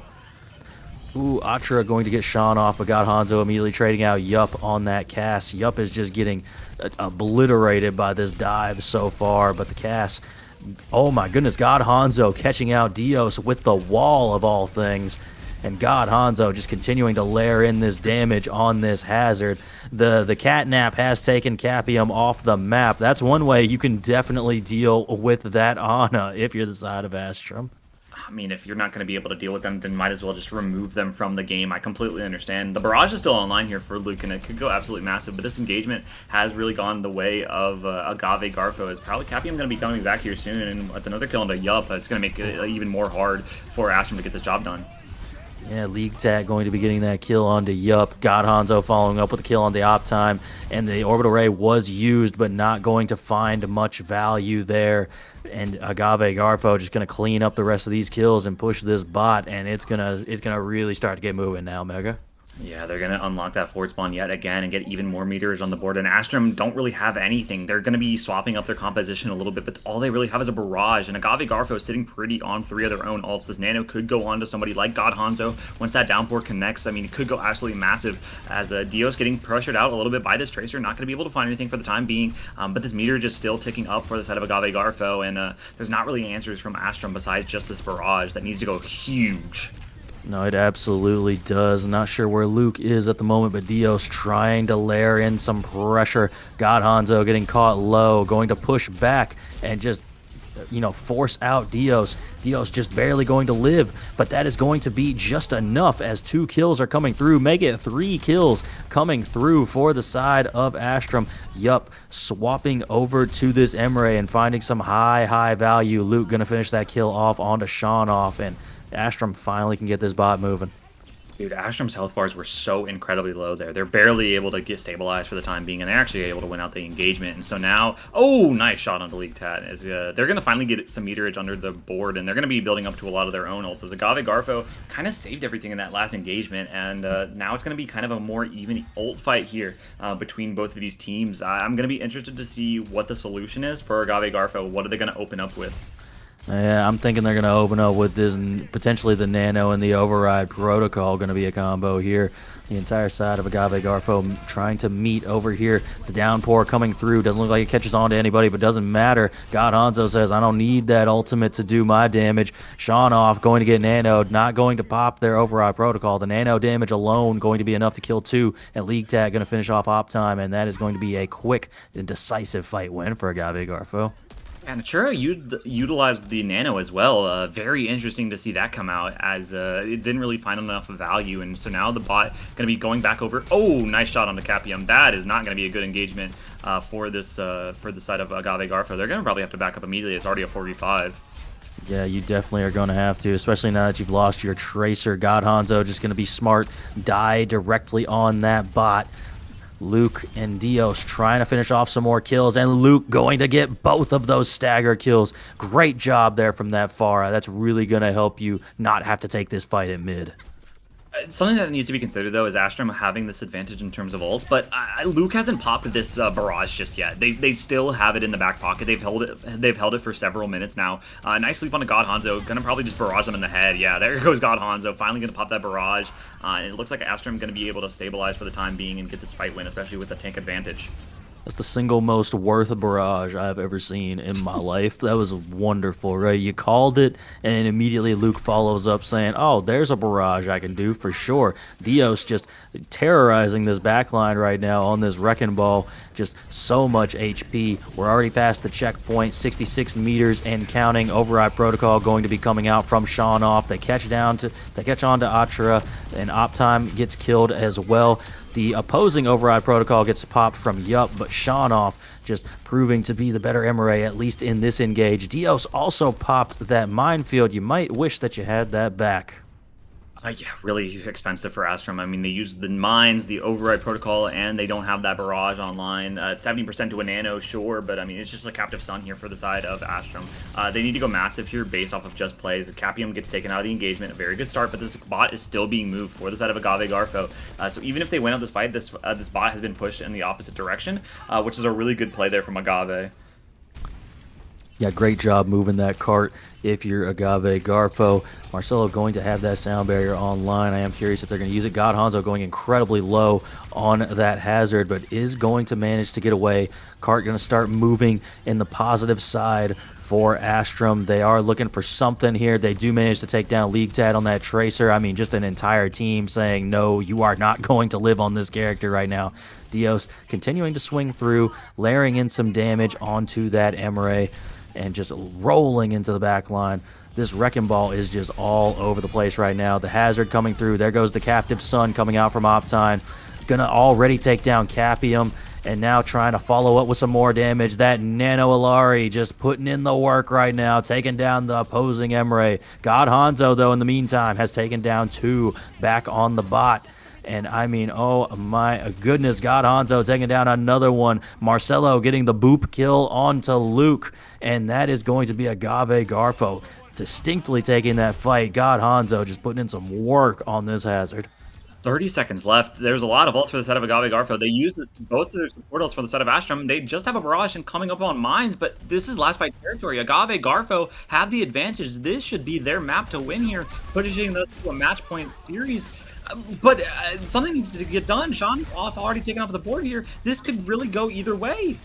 It really could. Dios catching on to Shanoff, like you said in the back line. Yup, taking down Capium. Leaktat, though, trading out Yup with that Pulse Bomb. But you cannot get off the bot now if you're Astrum. You have to push this. You have to continue moving it forward. 7 meters separating them between victory and defeat on this map right now. Luke still has that barrage online, sitting at the very, very tippy top of the skybox, trying to watch for these flanks, looking around. God Hanzo. And here goes the bot moving. Mine's going to be dropped onto the point. There goes the downpour as well. Dio's going to block it with their ultimate. And the sleep catching on to Shanoff, but Leaktat has traded out. And Luke immediately taking down Shanoff as well. Dio's going to fall. And that is going to be the entirety of this team eventually falling down. Last fight. And there you go. Agave Garfo going to go up 3-1 in this series. Oh my god, that was so back and forth. I mean, you forced the D.Va to swap off, and you look the best you have looked this entire series. It literally single-digit meters differentiating between a 2-2 and a 3-1 series. But Astrum not going to be able to pull it out at the very end of the day, and that's really bad. You kind of needed this map win. You use the D.Va ban, you use the D.Va ban, and then you don't win. That's a scary situation, right? I mean, it's match point. You don't have a D.Va ban. You don't have other bans that could be crucial. I don't know what you're going to do here if you're the side of Astrum with that being your map pick and that D.Va ban utilized. That was your best chance, and so now they have to win 3 more maps in a row. It's going to be scary for them. Yep, you gotta try and do a 3-1 comeback here if you're Astrum. It looked so good for them after map 1, but it has been much more difficult since that point in time. But we have now come up to, I would call this more akin to our halftime break just because it's a best of 7, but it is also match point now. Agave Garfo up 3-1. We're gonna have to take a short 3-minute break, let both of these teams regroup and see where they're at. But again, you do not want to go anywhere because we are getting close to the end of this series.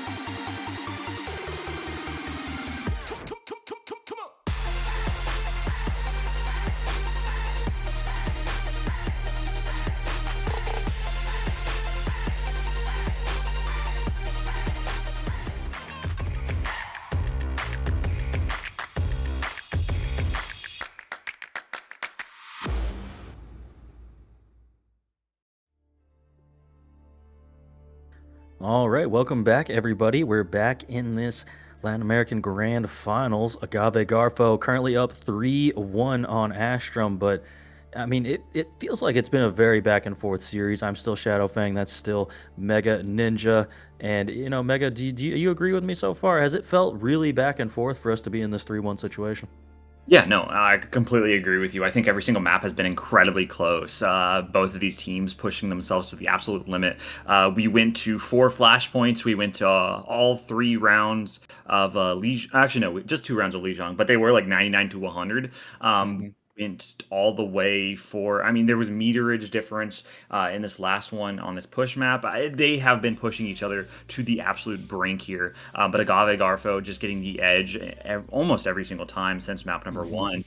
one. So it's going to be a really daunting challenge, an uphill battle, a Sisyphusian task here for Astrum in order to complete the almost reverse sweep. It's not going to be a complete reverse sweep considering they did win map number one, but it is going to be a challenge here for sure for Astrum. It is absolutely going to be an immense challenge. This is going to be Astrum's last map selection as well. So even if they do win this map from here on out, Agave Garfo is going to have control over the map selection and the first ban as well. But you've kind of already banned like most things. That's the weird part about playing such mirrored compositions for the most part is you've kind of already banned most of the mega impactful, options that you have. Yeah, I mean, the Diva ban being utilized on that last map was kind of like the last thing that you have as an option. We do know that our last map, well, potentially last map, is going to be Shambali Monastery. Definitely more of a poke kind of map. Definitely could still run that Diva composition, however, which we'll probably be seeing here. But Astrum going to have that first ban, and that could be crucial. But they've already banned out some pretty strong options for the side of Agave Garfo. They've taken care of the Diva. They've taken care of, oh gosh, who else was it? The I hazard. think the hazard. Yeah, no, Astrum have used a lot of really good bans, and they're going to be in a situation where they're not going to really have as many strong bans left on the board. It's going to be interesting to see what they kind of come up with, because it's not really like they're going to be looking at that support backline, right? I guess maybe you could look at the Alari potentially. That's going to be my only real guess, but Astrum have used a lot of their bans, already down 2 maps. It's going to be interesting to see what they take off the board here. Yeah, you can see right there they banned out the Ana, the Tracer, the Hazard, and the Diva so far. Again, those are all of like the different picks, right? You could go for like an Emre ban. You both, it feels like they've been relatively equal on it, so I don't know if that's going to be really heavily impactful. I tend to side with you where I think the Alari might be the pick here, Like ban out that Alari and don't allow that poke composition to play because Marcelo was really killing it on that hero. I think that has to be the only solution that you're thinking of, right? I mean, unless you take out the Lucio, I guess, but I don't think you're comfortable doing that.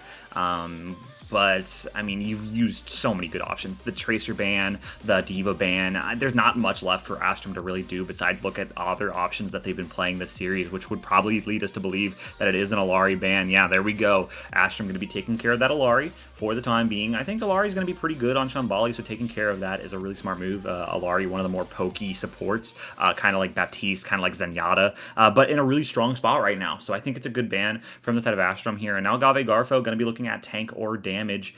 Definitely could be going either way.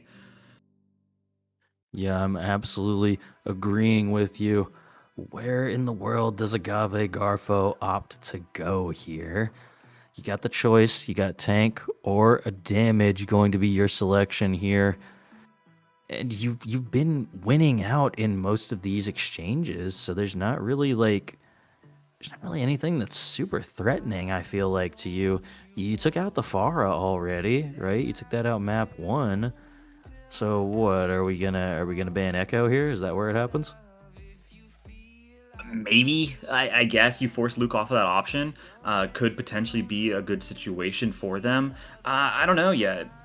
It's going to be interesting to see. There's so many back and forth bans between these two teams. I mean, they really look like they've been it's more like a game of chess between these two teams. They're understanding what the strengths are, what the weaknesses are. We could take a look at the maps between the bans on all the maps. I mean, they've had really good responses from every single option. I mean, the Diva ban came out, and so Agave Garfo responded with a Kiriko ban. The Tracer ban came out, so they responded with a Ball ban. I think these are really good, smart ideas. And so interesting to see what Agave want to really cook up here with this Alari ban. You're going to be looking at tank or DPS. I think it has to be maybe that Echo force Luke off of that character that they're so comfortable on, or maybe now is the time for that Diva ban to come through. I mean, it very well could be. I don't think you're super concerned about the Diva if you're Agave Garfo, but it's a tough ban because you've been so dominant so far, quite frankly. You've barely been dominant, but you have been pretty dominant. You already banned the Sigma, right? That would be like my other guess as to what to get rid of on this map potentially. But they're banning out your Alari, so I don't know. I tend to think that maybe you can ban like a Brawl tank. Yeah, maybe Astrum wants to play Brawl on this map. I don't know. It's a tough spot. I think that maybe the Ramatra ban comes out potentially. That could be an option that you're looking at. You've already used your Ball ban, and I believe that we'll probably be seeing Ball in this one. So maybe you're looking at. I don't know. I don't know what you take off the table. You have just tanker damage. You've already banned the Pharah. You've already banned the Ball. You've already banned Sigma. So you don't really have options left on the table for your bans in terms of if they want to run that poke composition. But yeah, like we said, it is going to be an Echo ban here from the side of Agave Garfo, making sure Luke's not going to be sitting on that comfort pick that they've been on for a majority of this series. I think it's a smart ban. We'll have to find out what Luke's going to play in the meantime. Probably going to be going back over to that Pharah, but the Pharah hasn't been able to find as much success as the Echo. No, it's tough to like barrage, right? And we've seen it time and time again where it has been very, very difficult to barrage because you're just gonna die. Like especially at this level, it's so difficult to get off. You basically had to get a sleep onto somebody and solo barrage them. Otherwise, there was no real opening for Luke to try and do that big damage on this Pharah. And especially if you're playing it into a Diva, right? Diva was banned last map, so we didn't see that as much. You could still at least layer in some damage from afar. But I tend to be of the belief that they may have to go with something entirely different on this map. I don't exactly know what Astrum's going to do, right? I mean, they're going to be trying to run that same composition that they've been running on the last couple of maps, be running the potential onto...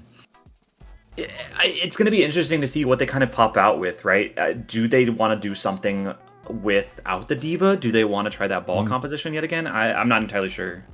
So something just to mention here, just some information that was passed along to us. So Yup and Achura are actually members of the Overwatch World Cup Argentina team. So congrats on that, making that team. So very, very strong players. And Jose is going to be coming back in for Dios from last map, which again makes sense. Dios probably just exclusively the Wrecking Ball player, and Jose pretty much into play everything else.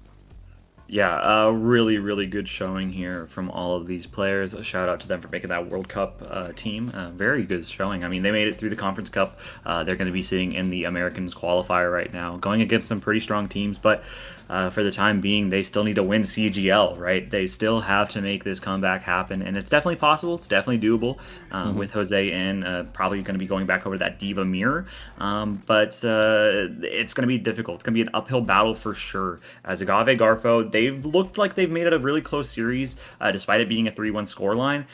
But it's so difficult if you're the side of Astrum. You've been going back and forth. You're trying your absolute best, but we're going to have to find out if it's going to be good enough in order to extend our series or if that's going to be it. And here we are. Both teams walking out right now. Agave Garfo, we can actually believe this because they're walking out on defense. Looking at this Hazard style composition, going to be running the Ana and the Juno. Again, this is very similar to a composition that we've seen other times, just, sub the hazard for the diva, right? God Hanzo, though, after that last map on hazard, I see exactly why you'd be running that. Yeah, I think it's a smart idea, smart ban for sure, or smart composition, I should say, for sure. As we do see Luke back over on that Pharah, Jose going to be on that Diva, so we'll have to find out if it's going to work out, or if God Hanzo are going to be going back over to that Diva that we've been seeing from them the past couple of series maps. Oh, Luke getting immediately pressured out by Marcelo on that Juno of all people. And gonna layer in some rockets, looking for some of that damage. Not gonna find too much there. The side of Agave Garfo gonna be backed up just enough to where Luke has to kind of step way out into the open if they actually want to do some of this damage here. And going to fall to League Tat is Luke. So much damage coming through from that Tracer. And meanwhile, Jose has been knocked out of this mech by God Hanzo. God Hanzo going to be looking for this kill onto this Kiriko. Kiriko going to have to teleport out, but Yup getting Sean off in the meantime. This Emre duel has been so back and forth this entire series. Marcelo going to kill Yup, and League Tag going to take down Optime, and Ashura going to fall as well. The sleep coming out. What a disgusting moment that I just witnessed right there, Becca.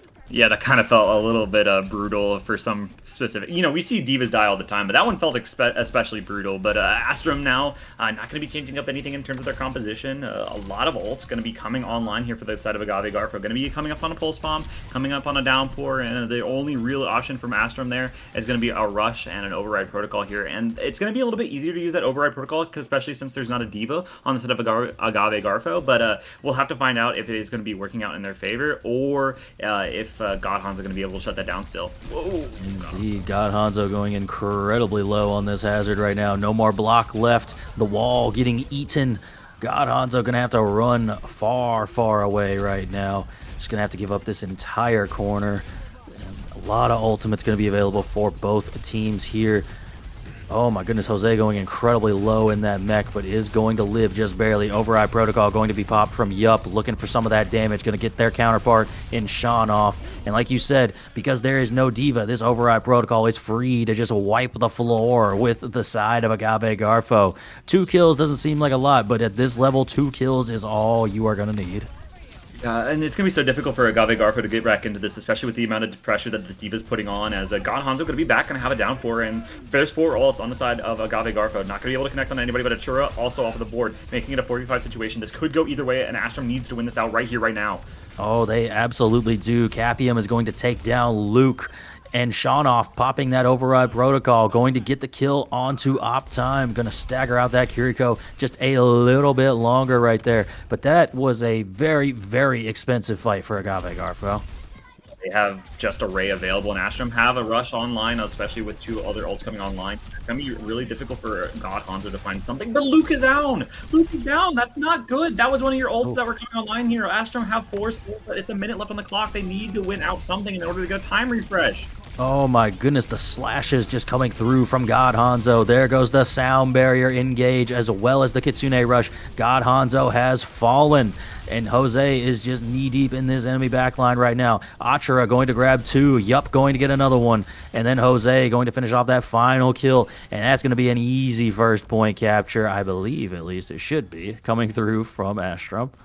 Yeah, they're going to be able to get it done at the very end. But it cost them both of their support ults. And this Nano's coming online. Hanzo swapping over to that Diva. Much stronger pick, I think, into this composition from Astrum. Going to be able to deal with the Emre, the Pharah, a lot easier. And we've seen how good God Hanzo is. He's taking a lot of damage, however, so they're going to have to back up for the time being. But Astrum don't really have that much on the table. They have a bomb and they have a barrage. But against the God Hanzo Diva, it's going to be so difficult to find a lot of value with these. Oh, it absolutely is. Jose having to back up to the point. Yup has taken down Marcelo, though. That could be the opening that the side of Astrum is looking for. Jose being forced back right now off of this high ground. Not going to be able to stay there for too long. The Nano Override Protocol is coming through. Shanoff is looking for some damage right there. Going to kill Yup. Get their counterpart out of the picture. Luke going to fall as well. 2 kills coming through for that Nano Override Protocol. And that's going to be the rest of Agave Garfo getting wiped. Yeah, really good stuff there from the side of Agave Garfo. They just utilized 2 ults, and Astrum don't have anything in terms of what they have, what they didn't have last time, right? This barrage from Luke, we've seen it taken a little bit of time in order to really come online here, and you don't really have a lot of time left. Only a minute and 47 seconds left on the clock, and Luke has to go nuclear. Has to finalize the pick onto Marcelo here or this Ana in order to really find the value that you desperately need with this barrage here, as we are going to be seeing them come from a different angle here. Here we go, engage happening on the point. That's going to be that orbital ray coming through from Marcelo, and immediately Jose getting knocked out of that mech and getting killed before they can actually get back into the mech. Luke is going to get the 1 kill onto League Tat. That could potentially be what you need to stabilize, but it is looking like the entirety of Astrum is just going to back up. Wait a minute, Luke has taken down Marcelo. That could be the re-engagement point that Astrum needs to potentially do something here. They're going to at least force them back for the time being. Yeah, it is going to be a little bit of a backing up here, but there's a minute left. Marcelo typing vote in chat, recognizing game, as right now Agave going to be sitting pretty on a nice nano and have that remake available for God Hanzo, but Astrum have all the advantages in the world. They have 4 ults. Luke is still holding on to this barrage. They're coming into left fight territory. They're going to open up with a rush, and they need to find some value off of it. Oh, they absolutely do. The Kitsune rush. Jose just going to dive into that back line. Meanwhile, the Override Protocol has taken down Capium. Look at, they're just caught in the corner there. Nothing they can really do. The barrage from Luke going to catch onto Sean off as well, finishing off that elimination onto that Emre. But we're still in a situation where there is a potential for God Hanzo to get a good touch here. It's looking like they're actually just going to... No, here comes the touch, actually. Fight going to happen here from Agave Garfo. Jose going to dive into this backline. The Nano going on to Sean off on this Emre, following up with some Override Protocol Nano action right there. That's a 1 kill onto Achara. Do we have a second kill? We do. Oh, the midair shot onto Luke. That is a crazy play, but it does look like Astrum is still eventually going to win this out regardless. Pulse Bomb getting eaten there by Jose. League Tat trying to do something with that pulse, but not going to find any kills. Yeah, really good comeback there, despite the ults being utilized from the side of Agave Garfo. I mean, they don't have anything now. They're so poor. They don't have anything in the tank. They have nothing useful for them. Astrum still have a bomb available, and they're going to be building up to some really strong ults. With Agave Garfo going to be in a little bit of a dire situation here. Have to kind of take a couple neutral fights here in order to build up some ult charge, and this could be a third point capture for Astrum. It very well could be. Both these teams just trading right here on point right now. These divas just flying back and forth. League Tag going to get that first kill onto Luke to open things up. The Suzu coming out, saving God Hanzo, getting back up so healthy. The bomb going to be used from Jose just to get back into this mech. Yup, going incredibly low on this Emre and does get finished off by League Tat. That should be the side of Astrum just backing off for the time being and waiting for their Emre to come back. A huge fight win for the setup of Agave. I mean, they are going to now have a little bit of ult charge on the table, and they do force out that bomb, but League Tag getting taken off the board there is going to make things a little bit more difficult. 23 seconds left on the board. Barrage still available for Luke here. It's going to be so hard for it to find out. But Yup has an override protocol, so this could go either way. This is the last fight territory. They need to get something done here. There we go. Kitsune Rush going to be dropped from Optime to open this fight up. Agave Garfo going to back up, try and kite out of this ult. Sean off has taken down Luke. That barrage not going to be available. The mech also not going to be available. Jose going to be slain right there. Sean off going to look for some damage with this override protocol, and they are going to win out the override protocol trade. The sound barrier going to be popped by Achara just to try and stall out this point a little bit longer, but I think that's going to be to no avail. League Tag going to finish off 3 more kills on that Tracer, and that's going to be a solid 3rd point hold coming in for the side of Agave Garfo. Yeah, Astrum though, nothing to scoff at. Definitely a very solid hold from, or a very solid attack from them. A lot of people say that Shambali 30 is almost impossible to cap. So a really good attack there from them, pushing it so incredibly close to the end, but they're not able to do so in the time being. Just a couple of unfortunate fights and some really nice shots there from Sean off on that with that override protocol in order to stabilize and get the job done. And so now Agave Garfo, the goal has been set. The pulse bomb not going to be eaten this time around. They are going to be able to situate themselves into potentially winning this series.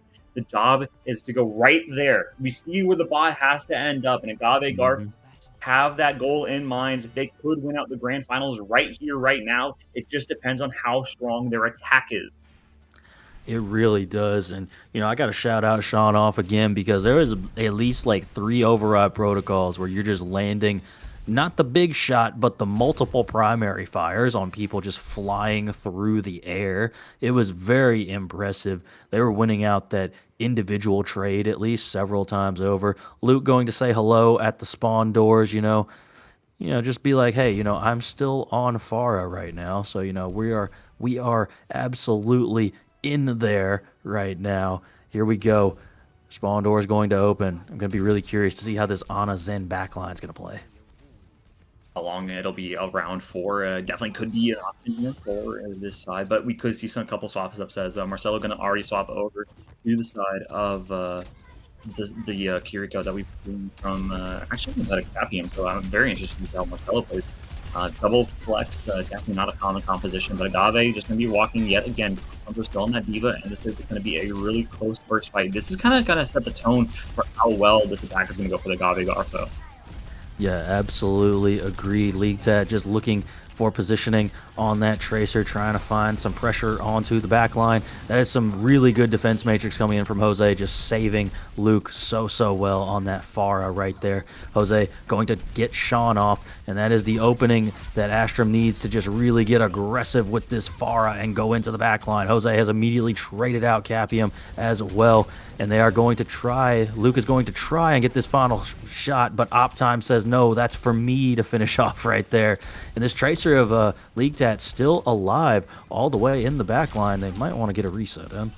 Yeah, I don't know if I love this backline here for Agave Garfo. I mean, Captain on that Ana is still going to be something that can get taken down so incredibly easy. Yup, incredibly low, but going to be stabilized for the time being. As League Tat going to be in that backline, still going to get pressured out for the time being. Recall has been forced, but look at Capium. I mean, he's completely alone in this backline here, and Jose could potentially dive on them. But Shanoff is going to be the first one to lose their life. Oh, yes, Shanoff going down. The nice shot going in onto Capium as well. God Hanzo trading out onto Yup, and League Tat landing that pulse bomb onto Achura. Luke trying to get some more trades as they, go further and further into this map right here. But I think this is a moment where you probably need to run away, or you're just going to get taken down like that.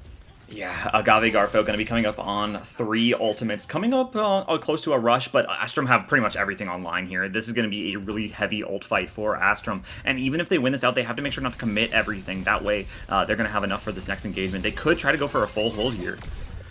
It looks as though they are going to try and do just that. Optime going to be popping that Kitsune rush. Shanoff trying to respond with something, but there's that barrage. The barrage from Luke taking down both supports, and that is going to be huge. Agave Garfo is going to have to retreat after that. God Hanzo is actually going to pop this bomb here, which I'm actually kind of surprised by, if I'm totally honest with you.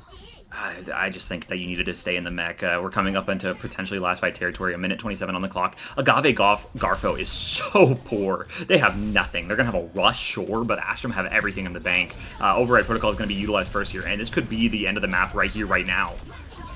It very well could be. Override Protocol coming out right now from Yup. It is just layering in damage after damage. That's 2 with 1 coming in from Yup. We're down to a minute left on the clock. And now Agave Garfo going to have to reset, looking at potentially last fight territory. Yeah, a beast all on from the side of Astrum is going to be huge. It's going to pretty much make or break this engagement here. This is essentially last fight. There's still 45 seconds left, but I mean, if you stall out this fight long enough, this could potentially be last fight for Astrum. They could try to go for a full hold here, and they definitely can with the ults that they have available. This beat is going to be the game changer that they desperately need. It absolutely is. Both teams engaging right here on this corner, just looking for potential openings.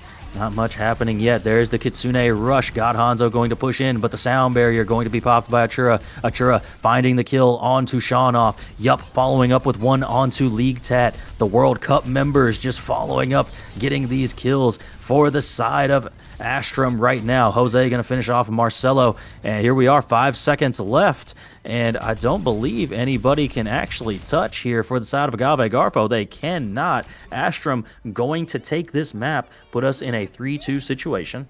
Oh man, this is really going to go all the way, isn't it? I was talking with you earlier about if this was going to be a Pistons situation in the NBA where they're going to have to make a comeback from a 3-1, and I was a little skeptical about it considering the power of the bands that they had been using, but now they're going to be able to take a second map off of Agave Garfo, and now we're going to be looking incredibly competitive here.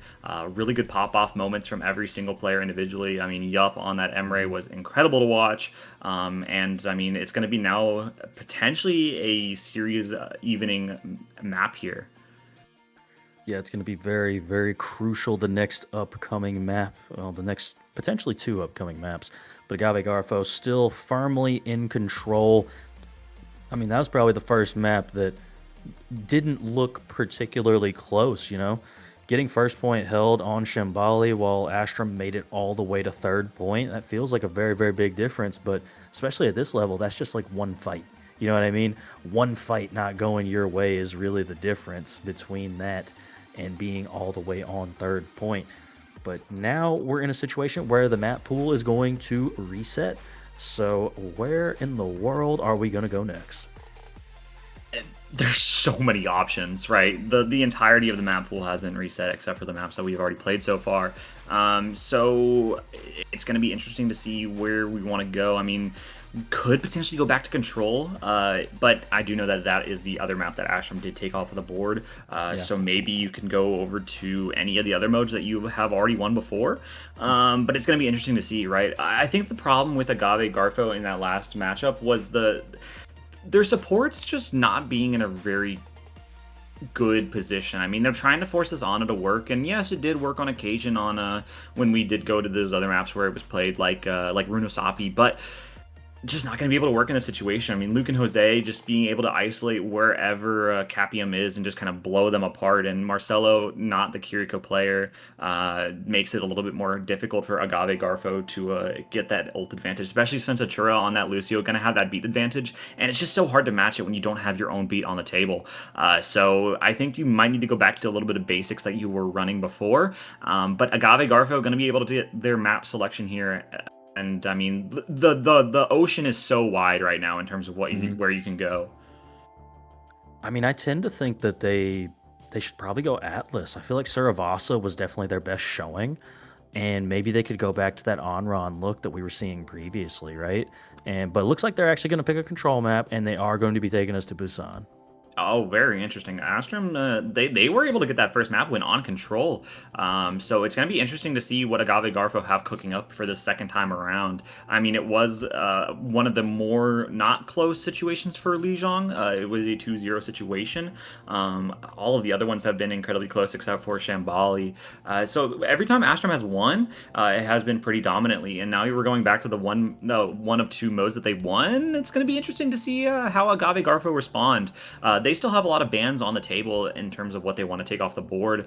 So it's going to be interesting to see what they want to take care of. They haven't been running this Kiri Lucio, so maybe now is the time that they take care of that Lucio. They've already banned out the Kiriko, so it would just be the Lucio remaining. All right, now hear me out. Hear me out. I'm hearing you out. I think you got to ban a DPS right now because you might be trying to run the Onron again. Like, you genuinely might try and run the on-run again. So it could be an instance where you want to have the on-run available. I don't know. Maybe League Ted just continues to play Tracer also, but I just really thought that on-run looked so good on Suravasa, and we're going to, like, Control, which is kind of another one of those close condensed map types as well. I think you're right. I think it's a valid idea. I think it's a smart play, if anything. But it's going to be interesting to see, of course, where Agave want to take off the board here. They have a lot of options. They haven't really utilized some of their good vans. They have gotten rid of the Echo and the Pharah, so Luke is going to be able to run freely on whichever one they want. Also, the Ball and Sigma bans have come through. Kiriko off the board. I think it's got to be. It just has to be Lucio. I do. Yeah. I think you're cooking up with that Honoron theory. I think if Astrum does win out this map, then that'll be a situation where they want to run that Honoron again. But now Astrum going to be able to take something off of the board here. I don't know exactly what you take off the board. I think you've been winning in that Emre duel. I don't think you need to take that off the board. Maybe you're looking. That's an Emre ban. That's not what I thought was going to happen at all. Oh my goodness, this is another thing where we're going to see something new. Here are all the bans so far. We're on an unironic map 6 right now. We're knee deep in this series. Most CGL finals I cast don't go beyond like map 5. So I'm already happy with where we're at. But like I said before, two two more very impactful bans, I would say, right? It feels like all these bans have actually been pretty key so far as to determining what the comps are actually going to be. So no Lucio and no Emre. Yeah, I mean, I think that might be the last important ban from the side of Astrum, right? I mean, it's going to be so difficult for them to ban. I mean, they've banned the Diva, the Alari, the Ana, the Tracer, the Hazard, and the Emre. There's not really any other incredibly strong bans. We're not going to see any substitutions for the time being. And Astrum trying to even up the series to a 3-3 record for the time being. This has been an incredibly back and forth series. Astrum trying their best to stay in the fight, but Agave Garfo at that match point, if they win this map right here, right now, they will be our Latin American PC Open CGL champions for this season. Yeah, they absolutely will. Match point here. Astrum fighting to force a map number 7. That's where the palms can get sweaty. You know what I'm saying? You start to see some things that could potentially, fall out of line, out of absolutely nowhere. But this map going to be very, very key. I'm going to be fascinated to see how these hit scans trade on not Emre, because I think they've only really played Emre so far. We saw Yup play We saw Yup play Cass momentarily to get that 3K with the cat, but then immediately had to swap because it just wasn't mobile enough. And the team's looking like they're going to be opting for very different options here. I think the Sojourn is pretty common, but definitely very interesting to see Sean off on the Soldier. We'll have to find out how good that is, especially with Jose on the Diva. I don't know how Visor is going to find any sort of value. A more typical backline from the set of Astrum, the Juno Brig, something that we do see on occasion, and a Kiri Alari from the side of Agave Garfo. So we'll have to find out how these backlines match up without that Lucio on the board. No speed option for them, except for the Juno Ring for the set of Astrum, as this is going to be Control, could potentially be the last map here. Here we are. We're both teams moving around this drum, vying for some positioning. Astrum all the way on the other side now, looking to try and land some of these rockets is Luke, hiding at the very tip top of this map right now. Both teams contesting the points. Nothing really happening either way so far. You can see Sean off on this off angle, just layering in some damage. Jose has lost that mech, though. That could be the opening Agave Garfo needs to really get aggressive right now. Luke just hopping in front of the bullets and falling down to this Soldier. I mean, look at this aim coming through from Sean off. Look at that. Look at that. Check the PC. That is some crazy good aim coming out from that Soldier. Agave Garfo going to cap first. Yeah, really good play there. Just getting that DMAC out, and that's going to force Astrum to just not have as much value as they desperately need. And now the first cap going the way of Agave Garfo. We've seen this before. All charges are being built up across the board. Nobody really behind in terms of ult charge. It's going to be pretty neutral back and forth, but God Hanzo on this Diva could be a threat, especially into Luke's Quara. We haven't seen that Barrage find all that much value. I think just 2 Barrage kills out of this entire series. Yeah, it's been really tough just with the compositions being played. Astrum going to wrap around, try and get a good dive going here with their Diva. And not too much going to be found just yet. Marcelo still good and healthy on this Alari. League Tag going to land that Pulse Bomb onto Achura. That is the exact target you needed. Jose going to lose that mech as well. And it is just not going to go especially well for the side of Astrum right there. It's going to be an immediate flip right back for Agave Garfo. Yeah, and Agave Garfo have pulled ahead in terms of their ult charge. I mean, they're going to have a Visor, a Bomb, and a Rush online. And Astrum, Luke is going to swap over to that Echo. I think it'll work a little bit better into that Diva, but they have a Ray online, and that's going to be kind of it for the time being. And so Agave Garfo, if they don't commit too much, they could win out the next 2 fights and guarantee the sub-map. Well, here we go. We're going to see how this goes. The Tac Visor going to be popped off by Sean off. And like you said, a lot of that defense matrix is going to be coming through. But Jose is going to lose that mech. God Hanzo managing to get a few kills there. Sean off following up with the rest of them. And that was a quick and clean fight win for Agave. Yeah, really, really good engagement from Agave. Shaunov taking too much damage, has to pop that visor, and then the rush is good in order to pop off, really. But Astrum didn't use anything, right? They didn't use any ultimates, so they're going to have a huge advantage here, as it's just a Captive Sun and a bomb available for Agave Garfo. I wouldn't be surprised if Astrum is able to win out this engagement, but it's going to be difficult here. They have to make sure not to pop too much.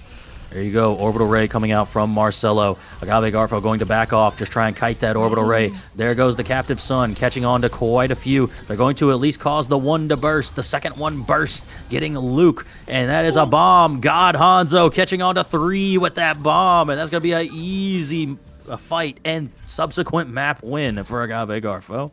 I mean, overtime pops, sure, but oh, that's not good. How does that bomb kill 3? How does the bomb kill 3? Agave Garfo shouldn't have won that engagement. The Captive Sun able to connect onto so many, and then they were able to get the DMAC onto.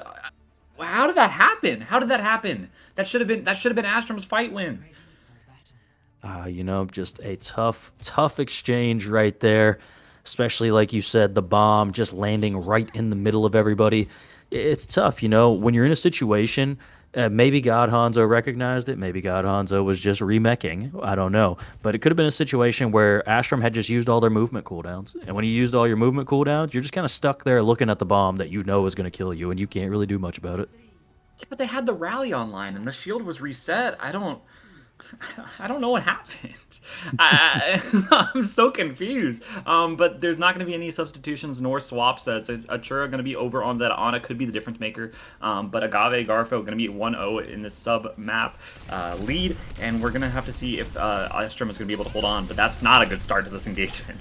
Oh my gosh, Jose is just immediately out of mech once again. But Yup has gotten Sean off in the meantime. League Tat has taken down Luke, though, so a really neutral trade. League Tat catching out onto Yup as well. This Tracer has just been going wild this entire series. Jose just barely not getting back into that mech. Astrum going to have to back off. They got to figure out something with League Tat before this map gets away from them. Yeah, this Tracer is just going nuclear, and it's such a problem when you don't have your own Tracer. There's nobody to mark the Tracer, nobody to force duels on an off angle, so your backline is just so vulnerable, especially with an Ana not having a Brig available from Optime. As we're going to have to find out, of course, if it's going to work out in their favor, but they're going to come in back and fast. That's something that's really good about their composition, but with Yupta taking off the board there, that's not a good start to the second engagement. Oh my goodness, God Hanzo immediately taking down Yup. Achura getting taken down by League Tat. League Tat does get killed, but the damage has already been done, right? You have already taken down that Ana, and so now Jose is just having to run into the enemy to just die as fast as possible. That's going to be like another 10-15 seconds. It's just such a difficult situation. You don't have a Brig to stop this Tracer. The Tracer is just going to be constantly harassing your Ana, and then in the meantime, while this Ana's not paying attention to the front line, God Hanzo just dives on whoever, like Yup, like Luke. So it's going to be really difficult for Agave Garfo to lose out in some of these engagements. They have to do something about the Tracer, but without your own Tracer, it's so difficult, and we haven't seen Luke on it a single time this series, and it's approaching 60% and counting as this third engagement will be underway. Oh, yup. Oh, my goodness. What a nice shot coming through like that right there. League Tat going to be taken down in that moment. Shaunoff, though, has traded out onto Yup. The Nano has gone out onto Jose, taking down Shaunoff. They're going to have to use that bomb, though, to try and get back in this mech. No kill is going to be coming out from that bomb. But Jose already less than half HP. The copy from Luke going to get onto their own Diva. Optime landing that kill onto League Tat. Maybe that's the answer. Just have Makiriko land some kunais, get those immediate kills. Luke going to go with the copy bomb. It lands on the roof. It does... No, that's just a pylon. Nothing major.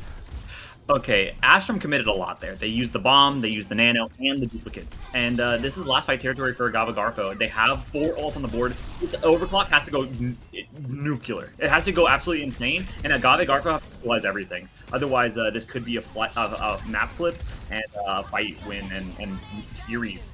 It very well could be. God Hanzo has already taken down Luke. League Tat has already gotten Achura. And here we go. Shaunoff has taken that Diva out of mech of Jose, and Marcelo finishing off that kill onto Optime. And here comes the stagger, the filthy, filthy Diva stagger. And there goes Jose going to fall 90% and counting. One more kill might do it. That could do it right there. Sean off landing the rocket in midair onto that Echo. I mean, what a crazy play right there. No touch going to come through. And that's going to be our Latin American PC Open champions, Agave Garfo, taking it 4-2. Wow, that was an incredible showing there from Shronov on the Soldier. I never thought I'd be able to say that. But a really good back and forth engagement there between all of these teams, or both of these teams. And look at this after sun. Like, okay, so Luke is down, Capium is traded, Jose uses the. I just don't get it. I just don't get it. The rally's there, the Brigand's still alive. I don't exactly know what happened. It started off incredibly back and forth, but this last map, unfortunately, felt it was entirely Agave Garfo the entirety of the time, and they're able to win out the series, the map, and the season. They're going to be your Season 17 Latin American PC champions. Yeah, definitely well earned as well. And I mean, if we can see that bracket again, just to see how they have gone through like a complete run through this entire upper bracket. They were the 3 seed or the 4 seed, I believe. Definitely not favored to run through this bracket in the fashion that they did. Really dominant throughout as well. I mean, it's definitely well earned by them. They get their 2-1 up onto Astrum as well. So I mean, just overall great performance from Agave Garfo. Yeah, unfortunately, Astrum, try as they might, not going to be able to do an upset here. They fought them first in the upper bracket, got sent down, did a Cinderella run through the lower, and met them again in the grand finals. But Astrum not able to get the job done. A beautiful showing from both these teams, however. I think if you're both of these teams, you're incredibly impressed with yourself. But this really was a back and forth series for the ages. I have loved casting this one. My first map 6 actually, so I'm pretty happy about that. Yeah, that was a crazy back and forth. But we're going to have to take a short break here. We're going to see if we can potentially get an interview from Agave Garfo to just discuss their championship run with them. So stick around. You're going to want to see that.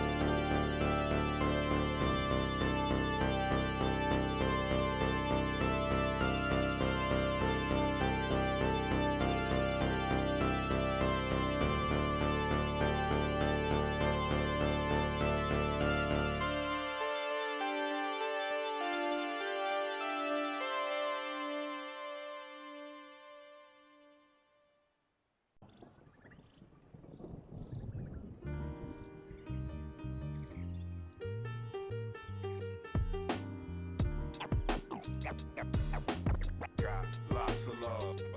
Love.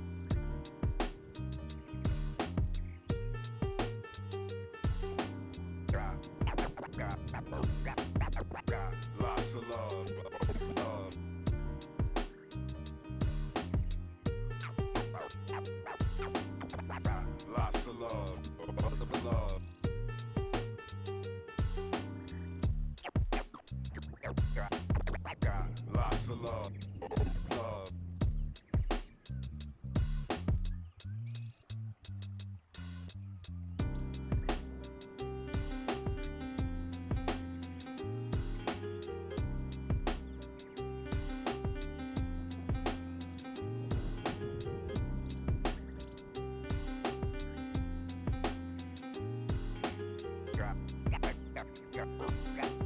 Got lots of love.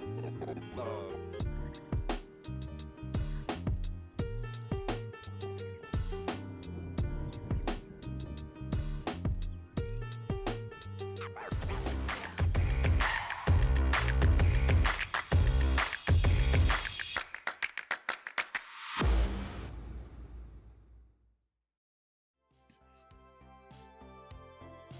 All right, welcome back, everybody. We are here with Ligtat from the side of Agave Garfo.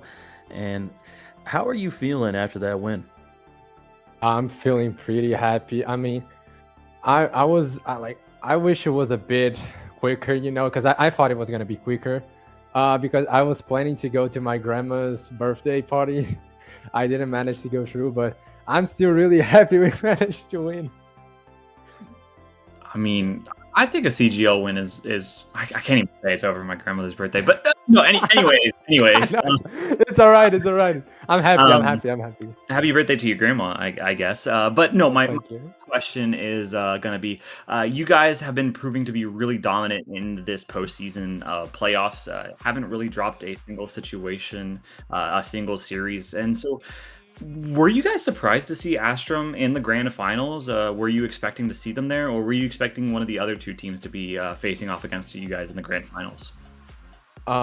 We were definitely expecting Astrum.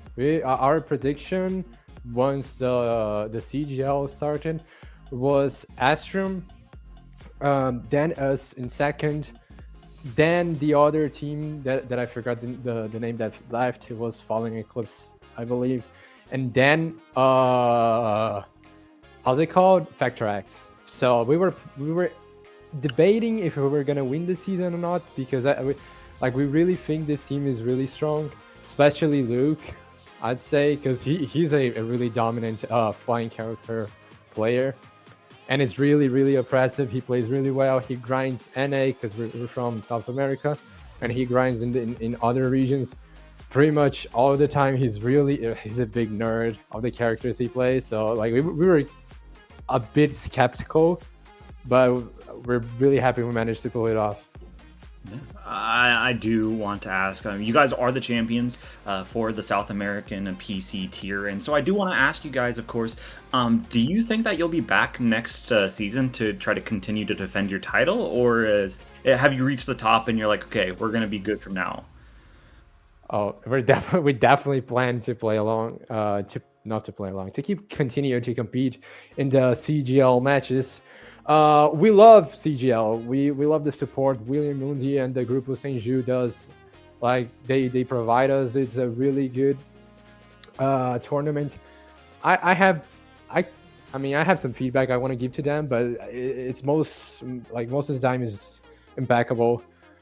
I'm really happy that CGL is now on LATAM PC, and I think the league should grow. Honestly, the console gaming league on PC South America should grow. The prize pool is amazing, the production is amazing, and like honestly, it's the best tournament, and it's actually free compared to the competitors. So, that's awesome. But like, we do plan to continue playing. Yeah, that's the answer. Yeah, super exciting for y'all for sure. Getting that prize pool, like you were just mentioning a second ago, always a fun part with these open tier tournaments. And now we're just going to give you an opportunity to shout out anybody you want to on the broadcast right now. Right. I want to shout out my entire team, Agave Garfo. I want to shout out my grandma, which I didn't I didn't manage to pull it up on your birthday, but I'll shout out grandma. I love you, Maria Eduarda. I want to shout out Bueno Cayun. They're awesome people. And yeah, that's it. Well, all right. Congratulations once again. We're gonna let you go now, so you can go celebrate this win with your team, and be happy about that prize money. We look forward to seeing y'all again next season. Thank you very much, y'all. Appreciate it.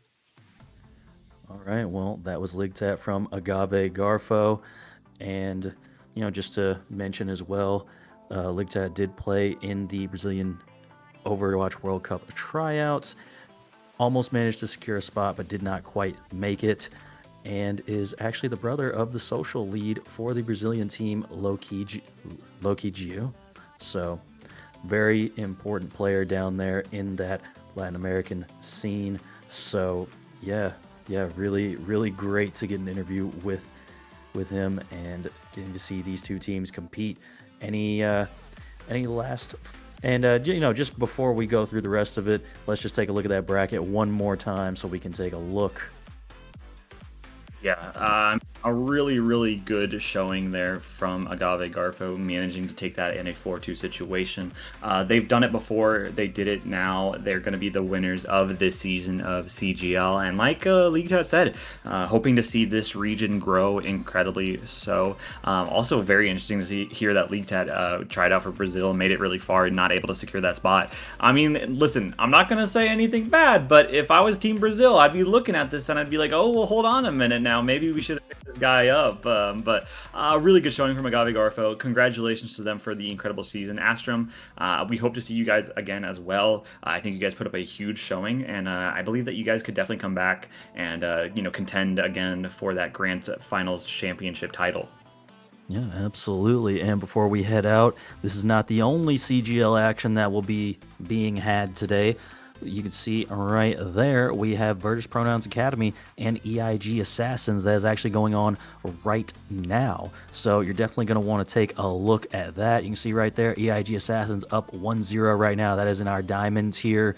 Should be a very competitive series. That's going to be that losers No, not the losers finals, losers semifinals. So very, very important series. Yeah, really good showing there from South American. And also, shout out to grandmother. You can really tell the dedication for some of these, considering that they would go to CGL Grand Finals versus their grandmother's birthday. So hey, be sure to tell your grandmother that you love them. But this has been a really good game to cast. I'm really excited I got to do it with you, Shadowfang, and hopefully we'll be able to see more from the other regions and the other tiers. Yeah, absolutely. Keep your eyes peeled, but we're not going to keep you too much longer. We want you to get over to that other CGL action. I'm sure we're going to raid that stream right after this one. So that is going to be the end of this. Shout out Luau for the production. Shout out Mag for being our observer. Shout out to my co-caster Mega Ninja for being here along with me tonight. That is going to do it for us. I'm Shadowfang, and a good night, everybody.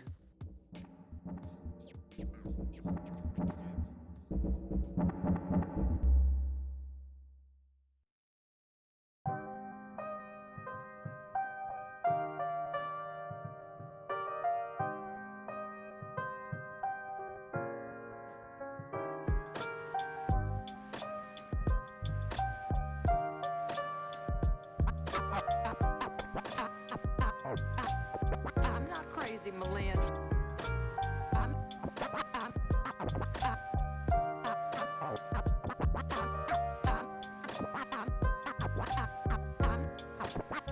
not crazy, Malin. I've just been in a very bad mood for 40 years. 40 years.